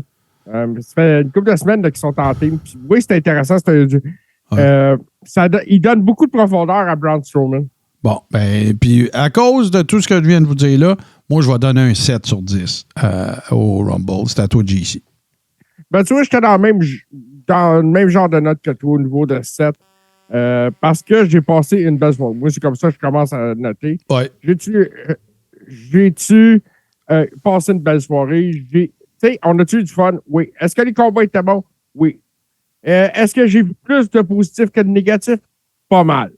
T'sais, juste le petit clin d'œil entre Gunther et Brock Lesnar au milieu du ring, ça a allumé bien des feux dans le public. Mm. Ça aussi, on n'en a pas parlé. Puis les futurs feuds à Night. Nick Dénommé vient de dire, moi aussi, je donne un 7, mais avec un rot de Mountain Dew. Ouais, du Pitch Black Mountain Dew. Je vais revenir avec ça tantôt. Les deux rings dans 2K23, ça va être intéressant. Mais non, moi aussi, je vais avec un 7. La poursuite du storyline avec le Bloodline. Le fait qu'il y a eu l'audace de starter le Royal Rumble avec le Royal Rumble des hommes. Oui, quand même. Puis je voulais dire aussi que je me rappelle, moi, à date, le Rumble féminin que j'ai préféré, c'est le premier. Quand Asuka avait gagné. Puis c'est pas parce qu'Asuka avait gagné que c'est mon préféré, là. Par contre, le finish du Rumble féminin aussi, c'est un point positif. Ça a été bien fait. Oui. Mais là, vous parlez pas, là, à date. Je suis déçu, les boys, là, parce que vous parlez du Rumble, on a parlé du pre-show, on a parlé des combats. La conférence de presse. Un événement majeur, une hostie de conférence de presse botchée. C'était de la scrap. Je l'ai pas vu. Ah, c'est mauvais. C'est stagé à 100 000. Il y a eu Rhea Ripley. T'avais Bray Wyatt avec sa bouteille de Mountain Dew. Sais-tu qu'est-ce que je me demande des fois, Steve? Je me demande si quand ils font ça, ces conférences de presse-là, c'est pas un rib à EW. Ben, je pense que oui. Puis même que Martin, je pense que c'est tourné avant le show. Tu penses? Ah, ben écoute, je pense c'est parce qu'il y a du monde qui sont là. Ben, écoute, j'ai pas remarqué. Je pense qu'il y avait des questions du net qui étaient en direct, je suis pas sûr. Ah ouais, je sais pas. Mais Colin, que j'ai trouvé ça maillet, là. Alors, c'est moi vraiment aussi, pas bon. C'est vraiment il y a une affaire que, je m'excuse les boys, il y a une affaire qu'on n'a pas parlé tantôt dans les actualités. Avez-vous vu ce que Seth Rollins a dit à propos de CM Punk? Ben oui, je l'ai vu. Hey, il est pas allé avec le dos de la main morte, là. Et je pense qu'il a dit ce que tout le monde pense. Ouais, stay away from me, you cancer. Puis là, tu dis ça, là, c'est quand même grave que tu dis non, he's a jerk. Tu sais, c'est un tata, là, on veut rien savoir, puis tout le kit. Ils sont en train de mettre la table à une fio de potentiel quand CM Punk va avoir fini son contrat? Je pense pas, là. pas l'intérêt, là. Je vois vraiment pas l'intérêt, c'est ça le pire. Hey, on a-tu fait un 180 degrés, Cody? Souvenez-vous quand il a signé, comment on l'haïssait? Oh, Je l'ai eu encore. Ouais, toi, c'est clair. Là. mais en ce moment, là, Cody, là, je te dirais que pour mon goût de promo, à moi, c'est lui le meilleur haï en ce moment. Là. Puis même quand il était revenu, là, c'est très personnel, c'est très... il a une bonne livraison, il est bon sur le mic, Cody, puis c'est une chose qui n'était pas. Oui, il y a plus de latitude aussi. Puis écoute, son combat à Raw lundi là, contre Finn Balor, c'était excellent aussi là, pour ceux qui l'ont vu, là, parce que Raw aussi. Mais non, Cody en ce moment, c'est le main event guy, c'est le poster boy jusqu'à WrestleMania. Ensuite, on verra ce que ça va donner. Ouais. Puis tu sais, faites juste pas oublier une affaire dans tout le décisionnel du booking de la WWE. Là. Je le sais que vous le savez, mais c'est juste un reminder amical. La merch. Toujours. Le gars qui vend le plus de merch en ce moment, c'est Roman. C'est encore lui, là. OK? Puis il a atteint des levels que John Cena avait, là. Puis il fait pas de Make-A-Wish, lui-là. Là. Non. OK? Fait que, oubliez pas ça, là. Ben, peut-être qu'il en fait. Quand tu vends autant de merch et t'es un heel, c'est assez impressionnant. Ouais, puis là, je dis, il fait pas de Make-A-Wish. Il en fait peut-être, mais vous comprenez ce que je veux dire. Là, ils le suivent pas avec le Kodak pour pas brûler le kayfabe, puis tu sais, tout le kit, là. Fait que, tu sais, autant on aime Sami, autant il est fantastique, il vendra jamais autant de merch que Roman. Ouais, mais Roman vendait de la merch parce qu'il était proche de Sami. C'est ça, ta gueule, là. Non, mais là, tu ouvert la porte. Non, mais c'est rien contre Sami. Ça fait partie du persona que quand la I évalue, c'est qui qu'on va pusher. Mais n'allez pas penser que je suis pas content. Je suis très content. Puis j'espère que c'est pas la fin. Puis j'espère que ça va mener vers d'autres affaires. Puis ça va ouvrir d'autres portes à Sami puis à KO aussi, là.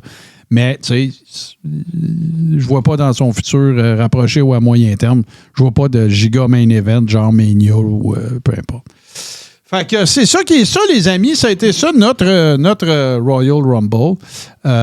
Oui, Generico, c'est sûr que là, tu sais, Generico, c'était vraiment cool. Olé, puis tout. Puis en tag team avec KO, avec Kevin Steen dans le temps. C'est tout merveilleux. Sauf que, tu sais, est-ce que ça aurait transcendé les Indies? On le sait pas, là. Parce que, n'oubliez pas une affaire, les fans de la I, là, c'est pas tous des fans d'Indie, là. C'est ça le problème, là. Parce qu'il y en a eu des vedettes d'Indie qui sont venues à WWE et que ça n'a pas marché, là. Fait que je veux pas dire, on le sait pas, on le saura jamais, mais il reste que, voilà, tu sais, on verra. Hey, les amis, on va faire une très courte pause, puis on va vous revenir avec la chronique de Steve. Bleu et nuit. Le talk show de fin de soirée. Pas mal tous les soirs. Sur Tout-Ce-Qui TV.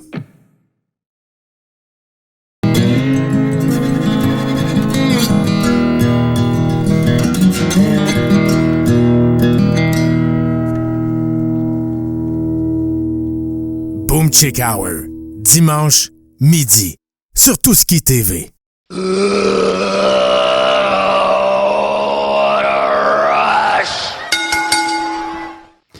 Steve, de quoi nous parles-tu cette semaine? Je pense que tu nous parles de quelqu'un que tu tiens en haute estime, n'est-ce pas? Oui, bien, c'est que désormais, là, à la lutte, c'est pas rare qu'on voit des athlètes de différentes disciplines finir par devenir lutteurs. Puis il y a une couple d'années, on avait vu Kurt Angle, Mark Henry, il y en a eu d'autres. Puis il n'y a pas longtemps même que la WWE annonçait là, qu'elle allait uniquement recruter des athlètes qu'elle n'avait plus de yeux sur le circuit indépendant. Mais ce soir, je vais vous parler d'un lutteur qui était possiblement un des plus grands athlètes à avoir fait de la lutte. Un gars qui a passé par l'Université Notre-Dame en tant que porte-couleur des Fighting Irish. Il a été porte-couleur des Packers de Green Bay, des Bears de Chicago. Un gars qui, à un moment donné, a été espion secret pour le gouvernement des États-Unis. Un gars que Stronger Lewis a avoué qu'il était l'homme le plus fort qu'il avait jamais affronté. À soir, on va parler de Giuseppe Antonio Sivaldi, ou pour les plus familiers, de Jumping Joe Savoldi. Né le 5 mars 1908, Jumping Joe a eu une vie folle à cause de ses capacités athlétiques, là. Le gars, il était tellement dans une classe à part qu'à l'école, il excellait au football, au basketball, au baseball, puis en athlétisme. À un moment donné, ils ont dit « Hey, il faut que tu en choisisses juste un. » Après avoir obtenu son diplôme du secondaire, il s'est inscrit à l'Université Notre-Dame où, à partir de 1928, il a joué au football pour les Fighting Irish de Notre-Dame. Ça, universitaire, les boys, c'est une des équipes les plus populaires, les Fighting Irish. Lui, il occupait la position de fullback, puis il est devenu, avec le surnom de Galloping Joe, puis Wandering Joe, puis finalement de People's Choice avant de gagner le nom de Jumping Joe. Ce surnom-là, il est resté parce que à cause d'un jeu qu'il a effectué en 1929. Tu sais, les gars, là, des fois, vous voyez ça, un jeu juste avant le touchdown, le ballon est à la 1 verge, puis le joueur plonge par-dessus les autres joueurs pour marquer le touchdown. À cette heure, on voit ça souvent. Mais dans les années 1930, là, les gars n'étaient pas protégés, puis les casques, c'était une affaire de cuir qui avait sa tête. Lui, ça ne dérangeait pas, il sautait pareil. Sa carrière a pris fin le 19 novembre 1930, la carrière de footballeur, parce que avec les Fighting Irish, parce que ils ont découvert qu'ils s'étaient mariés puis divorcés. Puis ça se faisait pas, des mariages en secret. Puis malgré que Salvador et ses coéquipiers des Fighting Irish ont été champions nationaux invaincus pendant les saisons de 1929-1930, il s'est fait montrer à la porte. Après son expulsion, il a été signé par Curly Lambeau. Ça, c'est le DG des Packers de Green Bay. Mais quand les fans des Bears de Chicago ont appris la nouvelle, ils ont commencé à critiquer la NFL puisque Savoldi avait été signé sans passer par le repêchage puis sans avoir son diplôme. Ça l'a forcé les Packers de le libérer, puis les Bears l'ont repêché tout de suite après, sans passer eux autres par le repêchage. La Ligue nationale de football a dit aux Bears, si vous le gardez, vous allez payer 1 000 $ d'amende par match qu'il va jouer. Puis les Bears ont décidé de payer l'amende à la place. Ben là, il y avait assez de monde pour la payer, ça doit, pour financer la patente, là. Ben oui, puis les Bears ont fait débuter Jumping Joe au poste d'halfback. Puis à son premier match, 10 jours après avoir quitté Notre-Dame, c'est lui qui a marqué le seul touchdown des Bears dans une victoire de 6-0. Lui, ses performances sur le terrain ont attiré l'attention de 2 spectateurs. Le promoteur de lutte Billy Sandow, puis l'ancien champion du monde Ed Stronger Lewis. Savoldi a accepté de rencontrer Lewis et Sandow le lendemain dans un gymnase local. Puis après un essai informel au cours duquel Stronger Lewis a proclamé que Savoldi était l'homme le plus fort qu'il avait jamais combattu.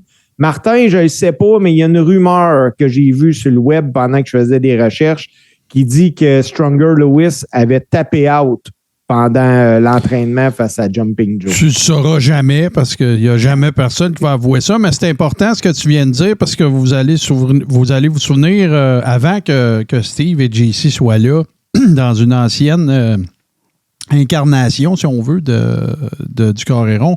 Je vous ai parlé du Goldust Trio qui était composé justement de 2 des 3 personnes que tu viens de nommer, Billy Sandow, Strangler Lewis, et il y en avait un troisième qui est Tootsmont, qui a été longtemps impliqué plus tard, là, il était plus âgé avec la WWE, il a même été actionnaire avec le père de Vince de la WWE. C'est les 3 gars, dans le fond, qui ont pris la lutte dans les carnavals puis qui en ont fait un sport, entre guillemets, puis ont commencé à tenir des événements dans des arénas, puis un peu tu sais, qui ont mis un arbitre, qui ont inventé les règlements, le titre ne peut pas changer si t'es disqualifié, puis ça. Qui en ont fait une business, c'est ces 3 gars-là. Ce sont ces 3 messieurs-là. Strangler Lewis, Billy Sandow, puis Tootsmont, ce sont les 3 messieurs qui ont créé ce qu'est devenu la lutte moderne.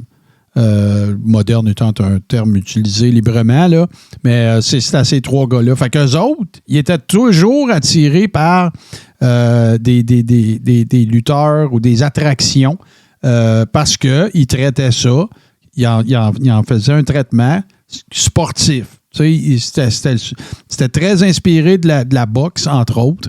Et ben voilà, ça fait que ça explique un petit peu pourquoi Savoldi a fait partie. Mais je sais que tu n'as pas fini, mais il y a une couple d'affaires aussi qui concernent Savoldi qui sont pas mal intéressantes. C'est un précurseur. Ben oui, ben en tant que lutteur, lui, il s'est fait connaître pour son coup de grâce, là, le Flying Dropkick. De 1930 à 1950, Savoldi était considéré comme l'inventeur du dropkick. Mais aujourd'hui, là, c'est contesté. Il y en a qui disent que c'est Abe Coleman puis des choses comme ça. La guerre interpromotionnelle faisait rage dans les années 30. Et le 7 avril 1933, au Chicago Stadium, Savoldi était impliqué dans un match face au champion poids lourd Jim Londos. Je t'arrête tout de suite, parce que Jim Londos, pour cette époque-là, là, c'est l'équivalent d'Hulk Hogan. Okay, ça te donne une idée à quel point c'était huge là, comme combat, puis ça voulait dire quelque chose, que Savoldi soit dans un match avec lui, parce que Jim Londos, toute proportion gardée là, pour les époques, la quantité de personnes qui rentraient dans les arénas, le fait qu'il n'y avait pas de télévision, écoute, c'est le lutteur le plus populaire qu'il a jamais vécu. C'est discutable là, parce qu'il n'y a pas d'Internet puis tout, mais tu comprends, toute proportion gardée, là, c'est le Hulk Hogan de l'époque. Écoute, Savoldi a gagné ce combat-là.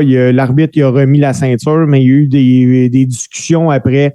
Il y en a qui disaient il n'avait pas vraiment gagné, touché au câble. Le titre de Londos n'était pas en jeu. Donc, Savoldi, lui, est allé poursuivre sa carrière tout le long de la décennie là, en Nouvelle-Zélande, à Hawaï, en Australie. Il a passé un peu partout. Savoldi a été approché par le gouvernement américain en 1942 pour participer à l'effort de guerre dans un rôle d'espionnage. Il a été choisi en raison de sa maîtrise de plusieurs dialectes italiens puis de son expertise en combat à main nue. Savoldi a été affecté à la branche des opérations spéciales de l'Office of Strategic Services sous le nom de Samson. Il a participé à des missions en Afrique du Nord, en Italie, en France. Il a eu une vie assez rock'n'roll, là. D'ailleurs, le livre Cloak and Dagger est sur la vie de Jumping Joe Savoldi. Puis il y a eu également des émissions de radio à NBC qui ont été faites. Savoldi a repris sa carrière de lutteur avant la fin de la guerre, mais sa capacité à se déplacer sur le ring a commencé à diminuer là, parce qu'il a commencé à faire de l'arthrite. Il a essayé de faire de la promotion à Chicago pendant un certain temps, mais ça n'a jamais vraiment marché. Puis là, je vais vous parler en conclusion de ce que j'ai découvert sur certains sites web, tout de même très fiables que je vois souvent. Puis ça l'indique que c'est par conscience professionnelle, puis par le fait que Jumping Joe était un avant-gardiste qui a fait ce qu'il a fait, dans le fond. Jumping Joe, lui, avait une façon de penser bien à lui, puis ça lui est salutaire. Il n'a pas hésité à entraîner un athlète provenant d'une minorité visible, soit celui qui est devenu, quelques années plus tard, le premier champion afro-américain de la lutte professionnelle, Bobo Brazil. Ouais, puis Bobo Brazil, il a à l'époque des territoires, il a lutté pour la WWF, il a lutté pour Capital Wrestling, qui est l'ancêtre aussi de la compagnie de Vince, là, père et fils. Puis lui, il travaillait beaucoup, Bobo Brazil, il travaillait beaucoup à Détroit. Cobo Hall, là, c'était pas mal la place où il était tout le temps. Dans le territoire de Ed Farhat, un gars qui s'est appelé le premier Sheik. Là. Avant Iron Sheik, il y avait The Sheik, Ed Farhat. Et Bobo Brazil, il était très prédominant dans le secteur de Détroit. Donc, on est toujours un peu dans le nord-est. Là. Mais non, effectivement, Bobo Brazil était un worker très, très connu de ces époques-là. Fin 50, 60, début 70, là, il était très connu. Ouais, Savoldi est remonté sur le ring pendant quelques années supplémentaires, disputant son dernier match en 1950. Il est ensuite retourné à l'université pour travailler à l'obtention de son diplôme d'enseignant, puis a finalement lancé un programme de mentorat avec les enfants difficiles à atteindre avant de devenir un professeur de sciences à temps plein à la Henderson Country High School de Henderson au Kentucky. Savoldi est décédé en 1974 à l'âge de 65 ans. Puis plusieurs ont dit que, justement, Savoldi, s'il n'avait pas été quelqu'un avec l'esprit ouvert, Bobo Brazil aurait peut-être jamais fait de lutte parce que ça te prenait quelqu'un pour t'entraîner. Puis lui, au-delà de la couleur de la personne, il a vu l'athlète puis il a décidé de le faire. Fait que les boys, c'était ça aujourd'hui, la chronique. Ben, je vais te donner une information que tu n'avais peut-être pas. Que dans le parcours de Jumpin' Joe Savoldi, il a même été champion de la commission athlétique de Montréal, mon cher. Parmi ses accomplissements, là, il a déjà été champion de la NWA là, suite à son combat avec Jim Londos. Là. Officiellement, oui. Est-ce que ça a été entériné après? Bon, il a gagné le combat. Là. Mais à l'époque où il existait... en fait, ça s'appelait World Heavyweight Championship. Puis ça avait un chapitre à Montréal qui était géré par la commission athlétique. On se rappelle, je vous ai déjà compté ça plein de fois. Là, les commissions athlétiques traitaient la lutte comme la boxe. Là. Fait qu'il y avait des règlements, puis il fallait que tu payes une cote à la gate à la commission athlétique. Puis il y avait un peu de comment dirais-je, de copinage et de, tu sais, bon. Puis, ben écoute, dans son parcours, il a même été champion champion poids lourd mondial du chapitre. C'était pas affilié à la NWA, là. C'était des promoteurs locaux qui tenaient des événements. Fait qu'il a même été champion à Montréal, mon cher. Hey, puis Martin, avant que j'oublie, parce que j'avais un petit astérix en bas du texte, si on pense que Vince McMahon a tout inventé, je crois qu'il est important de souligner certains points. En octobre 31, Savoldi a signé un contrat cinématographique avec Hollywood, puis il s'engage à apparaître dans des films de football puis de lutte. En 1941, il a mis sur le marché une nouvelle boisson énergisante appelée Dropkick. C'est The Drink for All. Malgré d'excellentes préventes, y compris un contrat avec l'Université de Notre-Dame pour présenter la boisson dans les stades pendant les games de football, l'entreprise a dû fermer lorsque les États-Unis sont entrés en guerre parce que les États-Unis avaient fait un rationnement du sucre. Donc, ils ne pouvaient plus produire sa boisson. Maudite boisson. Hey, merci beaucoup, Steve. Toujours intéressant. Puis là, êtes-vous prêts? Are you ready? Parce que là, on s'en va à un Scrapamania très spécial. And what you gonna do when Scrapamania run wild on you?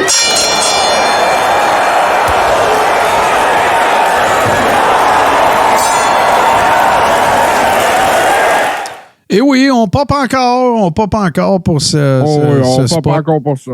Voilà. Alors, explique-nous donc un petit peu quelles étaient tes motivations cette semaine.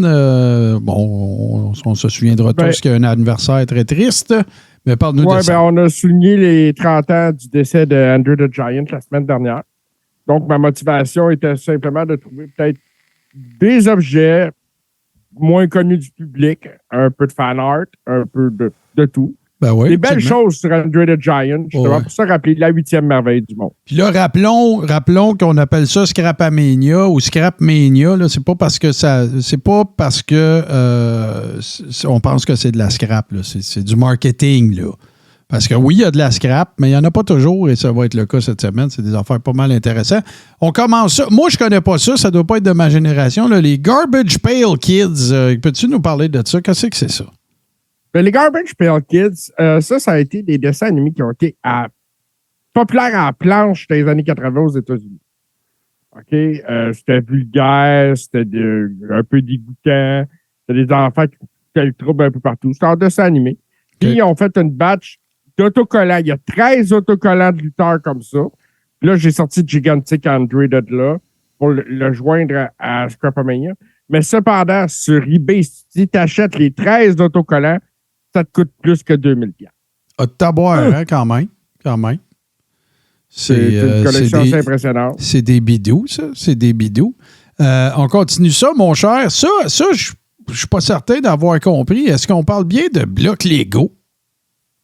Oui, c'est le petit bonhomme Lego, Andre the Giant. Ben voyons, en fait, c'était un pin. C'était un pin émaillé. OK, je comprends. C'était important de le préciser, mais en forme de bonhomme Lego. Moi, j'ai trouvé ça vraiment cool. Ça, tu peux avoir ça dans les Pro Wrestling Crate encore. Là, OK. Ils en ont fait une collection. Il y a Dusty Rhodes, un petit bonhomme Lego comme ça. J'ai trouvé Roddy Piper aussi. Okay. Super intéressant. Ah, nice. Très nice.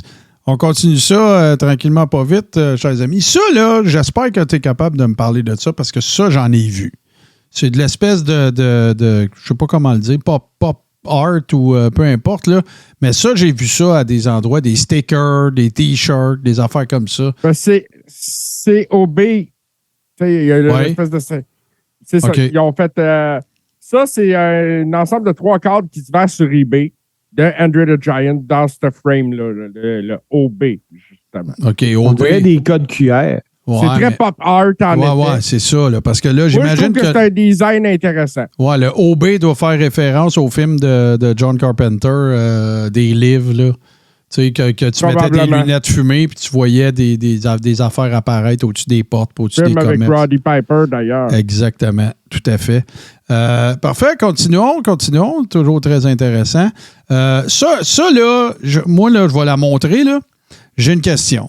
Ça se peut-tu, vu que tu lis pas le je sais pas quoi, japonais, coréen, chinois, que celle de gauche, c'est Antonio Inoki? Écoute, sur eBay, elle est présentée comme Andre the Giant. OK. J'ai eu un sérieux doute, mais elle est vraiment présentée comme une figurine d'Andre the Giant. OK, ben écoute, ça doit être ça. Ça se peut que ce soit Inoki, mais moi, comme je te dis, le vendeur Ouais. vend ça comme étant Andre the Giant, donc pour moi, c'est Andre the Giant. Ouais, puis il doit avoir quelqu'un qui sait lire pour confirmer que ça le lit, là. Qui sait Mais lire ça. dit, en même temps, la figurine a les yeux bleus, Andre a les yeux bleus, ça fit. Ah, bon, parfait. Puis celle de Puis il y a droite. le logo de la WWE. Ouais, mais Inoki a déjà été champion de la Ah Ligue. oui, c'est vrai. Ouais. Ben, ça n'avait pas été homologué, là, mais il a fallu qu'il abandonne le titre, mais il l'a déjà été. Le Andre the Giant au Japon est différent pour les figurines que le Andre en Amérique du Nord. Hey, les boys, ou sur l'écriture bleue en dessous du noir, de la ligne noire, c'est bien marqué Andre the Giant dans l'écriture. Bon, ben, tu vois, moi, j'ai pas été en mesure de voir ça. Fait que, bon point. Good eye, comme on dit. Ça, je trouve ça sympathique. J'ai l'impression que c'est une épinglette. Est-ce le cas? Oui, ça, c'est une épinglette de Andre the Muppet. Ah oui, ben oui. OK, parfait. Bon, ouais, c'est vrai que tu vois les traits habituels. Est-ce qu'il y en avait fait d'autres lutteurs? J'ai essayé de voir s'il y avait d'autres lutteurs. Je n'ai pas trouvé. J'ai essayé de trouver des images qu'Andre avait participé aux Muppets. J'en ai pas trouvé non plus. Pas sûr. En tout cas, moi, je n'ai pas de souvenance de ça. Je ne sais pas si c'est un fan art ou quoi que ce soit, mais je trouve ça assez intéressant pour le mettre dans oui, c'est très, très sympathique. Continuons. Puis là, on s'en va les deux prochaines. C'est vraiment du fan art. Ça, c'est vraiment réussi, là, évidemment. Princess Bride pour commencer. Puis l'autre image, ben, une image très représentative de celle qu'on se fait d'Andre, là.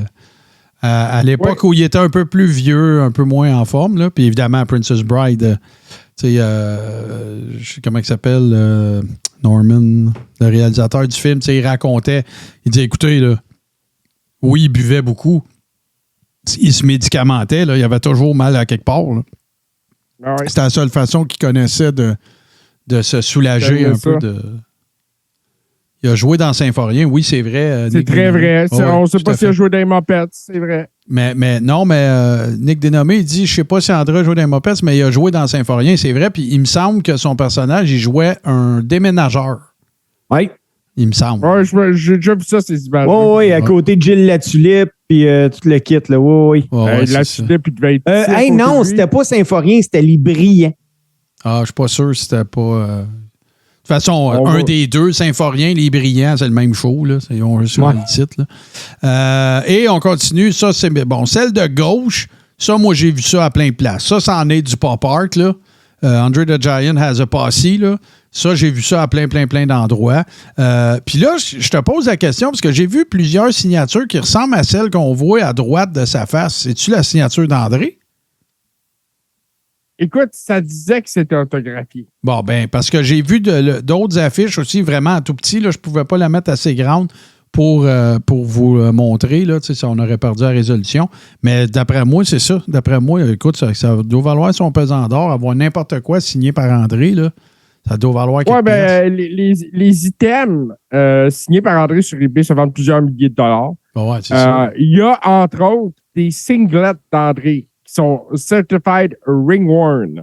qui se vendent sur eBay. Ouais, puis je sais pas si vous aviez vu, si vous avez eu la chance de voir la série WWE Treasures, là, il y a même il y a des bottes, il y a un veston, il y a son passeport.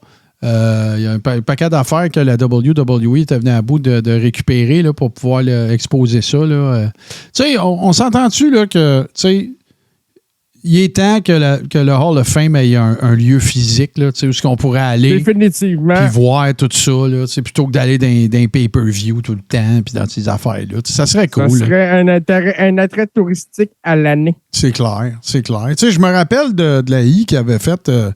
la I avait essayé de faire quelque chose à Niagara Falls. Là, bon, je me souviens plus c'était quoi, un genre de resto thématique, machin, un peu, probablement un peu comme ce qu'il avait fait à New York dans le temps puis que ça a fermé. Là. Mais je pense que les fans de la WWE, dont nous sommes, même si on trippe peut-être moins qu'à une certaine époque, me semble que ça serait pas un mauvais placement. Là. D'autant que, de toute façon, ils ont des archives, ils ont un curateur de tout le mémorabilia, puis tout ça. Il y a un gars qui est payé à l'année pour entretenir ça dans un entrepôt là, au Connecticut. Là. En plus, Martin, il y a la possibilité de varier les expositions. Ben Regarde, oui. là, c'était les 30 ans de Monday Night Raw. Il a pu faire une exposition spéciale avec tout le matériel qu'il y avait sur les 30 ans de Raw. Ouais. Pourquoi tout garder ça pour juste en montrer des miettes de temps en temps? Faites-en un vrai Hall of Fame. Puis là, la merch que vous avez, pour qu'il soit en vie ou qu'il soit plus en vie, la merch que vous avez, ben, vous pourriez mettre ça dans justement, Ric Flair. Tu peux avoir une belle section Ric Flair. En tout cas, moi j'irais, c'est sûr, j'irais. C'est ça. En plus, ça serait pas bien loin de Montréal. Ça serait au Connecticut, probablement. Ça a été ça. Ou, écoute, parce que là, En Floride. Bon, regarde mon big shot. Là, tout de suite, la Floride, là, hein? Bon, tu vrai, c'est une C'est place... là que le moton. c'est une place aussi bonne qu'un autre. Hey, JC, encore une fois, un énorme merci. Quel beau souvenir. Et puis, il n'y aura jamais un autre Andre the Giant. Il y a plein de gros hommes qui arrivent, là, mais il n'y en aura jamais un comme Andre the Giant. Puis, tu fais bien de le souligner, mon cher. Hey, on va faire une très courte pause et puis on va revenir parce que ça va être... les deux tunes. Austin 316 says I just whipped your ass. Les deux tunes, c'est vous qui les avez sélectionnées, messieurs. On commence avec... c'est de bon augure, hein? Rhea Ripley, je pense qu'elle mérite qu'on fasse jouer sa tune. Et dans la foulée, bien sûr, de la victoire qu'elle a acquise. Et la deuxième, on l'a jamais fait jouer, par exemple. C'est cool, JC, parle-nous donc de ça. Ben, étant donné la magnifique prestance de Gunther durant le Royal Rumble, je me suis dit qu'il était de mise de faire jouer dans les deux tunes le thème d'entrée d'Imperium. Puis si je ne me trompe pas, c'est un cover de notre ami Zombie 13. Oui, tout à fait. Tu as raison. Moi, je l'ai entendu, j'ai trouvé ça excellent. Puis c'est ça, c'est dans l'optique, dans la suite du Royal Rumble, on a la gagnante du Royal Rumble des femmes et le runner-up du Royal Rumble des hommes qui a battu un record de durée. Alors, on écoute ça, chers amis. Rhea Ripley et Gunther. On vous revient pour le close. This is my brutality!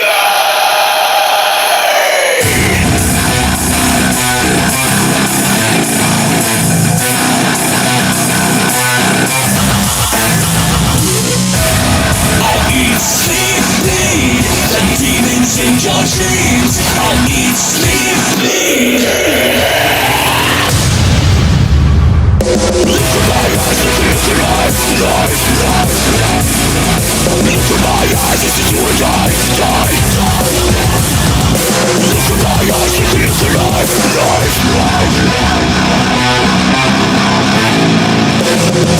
We kill all of the devils you make. I still feel the darkness that lives in me. If you choose, I'll take your soul in your sleep.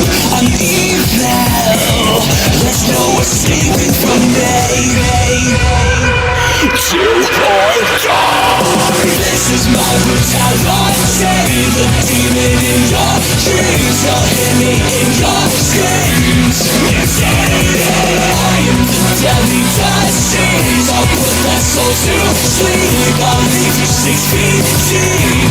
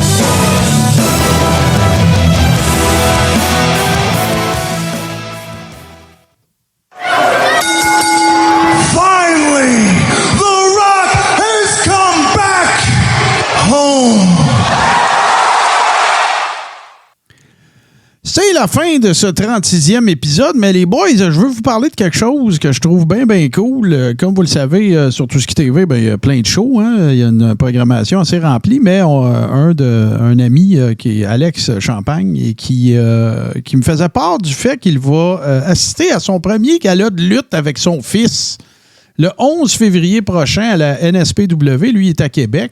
Et c'est une première expérience pour lui. Lui, c'est son expérience en quelque chose de similaire. Je ne compare pas les deux. Je ne dis pas que c'est pareil. C'est le roller derby. Lui, c'est un freak de roller derby. Fait que, ben écoute, il dit que c'est à cause, justement, du Carré-Rond. Je vais le citer. Je vais dire exactement comment il m'a présenté ça. Il m'a dit, ça va être une initiation à la lutte pour Fiston et moi comme spectateur, parce que j'ai pas la carrure pour être dans le ring. Ta maudite émission m'a donné le goût. Je te ferai un topo d'amateur noob après ça. Alors, j'aimerais bien ça. Je ne sais pas si Alex est avec nous autres, mais ce serait bien le fun de te recevoir, que tu viennes nous conter ça un peu, ta première expérience d'aller dans un gala de lutte avec Fiston. Ça pourrait être très sympathique. Fait que c'est le 11 février, donc c'est pas nécessairement dans le prochain épisode. Avec la NSPW, il ne se trompera pas, il va avoir un bon gala. Ouais, c'est ça. On est habitué d'en mettre plein la vue. Il en parle beaucoup dans 3 secondes. Justement. Ouais, non, c'est ça. C'est ça. Ça, c'est une autre affaire aussi. Je suis obligé de vous faire l'aveu que je n'ai pas regardé, aucun épisode de 3 secondes et j'en suis très gêné. De 1. De 2, par contre, je peux vous dire que j'ai regardé tous les Tales from the Territories coproduits par The Rock et les deux gars qui font Dark Side of the Ring pour Vice. Très intéressant, l'association de The Rock avec ces deux gars-là, parce qu'en plus, Vice, en fait, la division de Vice qui produit ça ou coproduit ça, c'est la division canadienne. C'est canadien, donc c'est pas mal intéressant. Je suis bien content de ça, de un. De deux, ça a été annoncé qu'il y aurait une 4e saison de Dark Side of the Ring, que moi, je considère comme une référence absolue. J'ai jamais rien vu dans le contenu de Dark Side of the Ring qui était champ gauche ou que j'avais pas déjà entendu. Fait que, en tout cas, ça va être pas mal intéressant. JC fait un X dans le ring parce qu'il faut qu'il aille à la porte. Alors, ça veut dire que c'est vrai, ça sonne pour de vrai. C'est vraiment drôle. Fait qu'on va, évidemment, que quand on aura les détails, on vous communiquera ça. Une couple d'affaires que je voudrais vous dire aussi. Puis là, écoute, là, je suis. Tu sais, garde, là. Moi, j'aime beaucoup ce qu'on fait. Les gens sont sympathiques à ce qu'on fait aussi. Les résultats de téléchargement des podcasts et tout ça sont super le fun. Sauf que, il y a une réalité qui existe. C'est que le mercredi, il se passe quelque chose d'autre sur Twitch qui est hyper populaire. Puis moi, je trouve que ça donne pas beaucoup de chance au show peut-être d'être découvert par plus de monde. Ceci dit, les façons de pallier à ça. Bien, il y a évidemment de devenir un membre de la Rib Room. Donc, c'est très simple. Vous rendez sur patreon.com/le carré rond. Et là, ce que ça vous donne, c'est que ça vous donne la possibilité de regarder les épisodes en différé avant qu'ils soient rendus publics, donc la semaine suivante. Ça, c'est la première affaire. Deuxième affaire, ça vous donne accès, bien sûr, à la très intéressante et très amusante Rib Room, où on échange beaucoup d'informations, des memes, des rumeurs, des affaires comme ça. C'est un feu assez roulant. D'ailleurs, merci à JC parce qu'il fait partie de ceux qui mettent beaucoup de contenu là-dedans. Donc, c'est pas mal intéressant. Fait que ça, c'est la première affaire. Mais là, la deuxième affaire, c'est que puis je n'ai pas parlé avec les gars. T'sais, ça fait longtemps qu'on se pose la question, qu'on se dit, qu'est-ce qu'on fait? T'sais, est-ce que le mercredi, c'est la meilleure plage horaire? On se prive de pouvoir écouter Dynamite. Le lundi, on se priverait de pouvoir regarder Raw si on veut le regarder le même soir. Puis vous autres aussi, qu'on ne vous dira pas...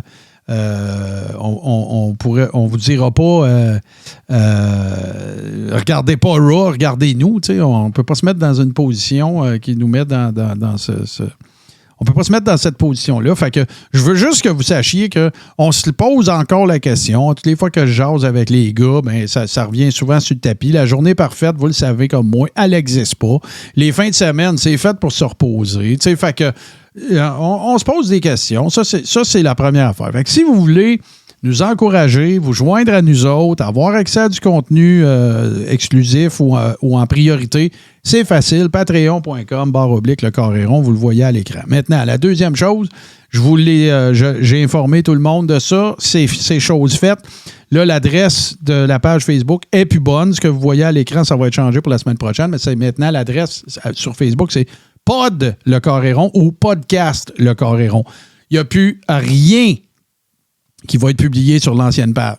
Rien du tout, là. Les seules affaires qui vont être publiées, c'est « Hey, on n'est plus ici ». La raison est bien simple, la page n'a plus d'administrateur parce qu'à cause d'une mésaventure, je n'ai plus accès au profil qui l'était. Donc, c'est pas plus compliqué que ça. Fait que si vous voulez, ça serait bien gentil d'aller mettre vos bookmarks à jour. Sinon, si vous voulez voir les shows en rediffusion, voir nos anciens shows, voir des gamiques de marde, voir un paquet d'affaires, j'ai l'intention aussi de remettre les chroniques de films de lutte de Tommy qui étaient diffusées à l'époque sur d'autres dans d'autres saisons.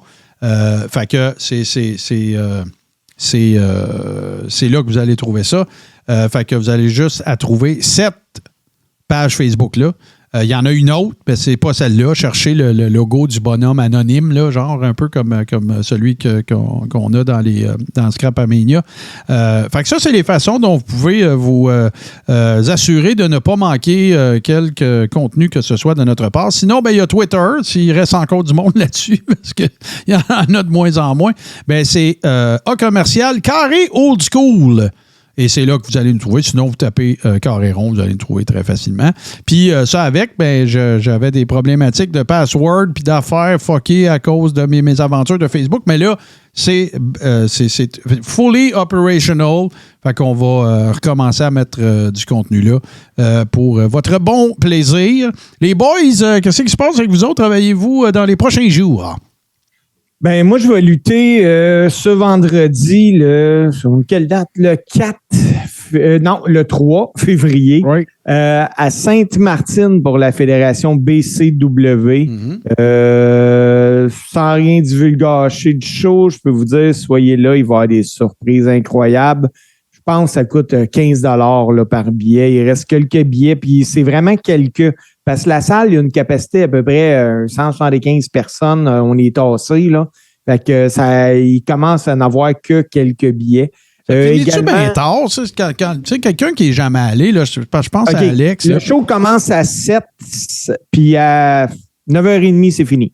Fait que, Ouais, à tu veux... Sainte-Martine, BCW, là, de 9,5-10, là, c'est dans la boîte. Fait que tu veux faire de quoi, là? Tu veux faire une activité qui sort un peu de l'ordinaire de ce que tu fais, là? Tu sais, c'est un show, c'est familial, là. Il n'y a pas de blade job, là, puis tout, là, j'imagine, là. Ben, écoute, ça devrait pas. Si tu vois que c'est rouge, c'est vraiment un accident. OK, bon.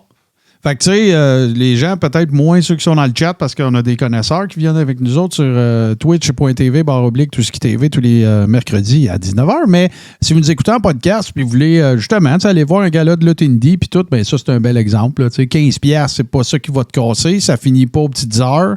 De la place en masse. Les hot dogs sont pas 20$. Tu sais, la bière n'est pas 18$.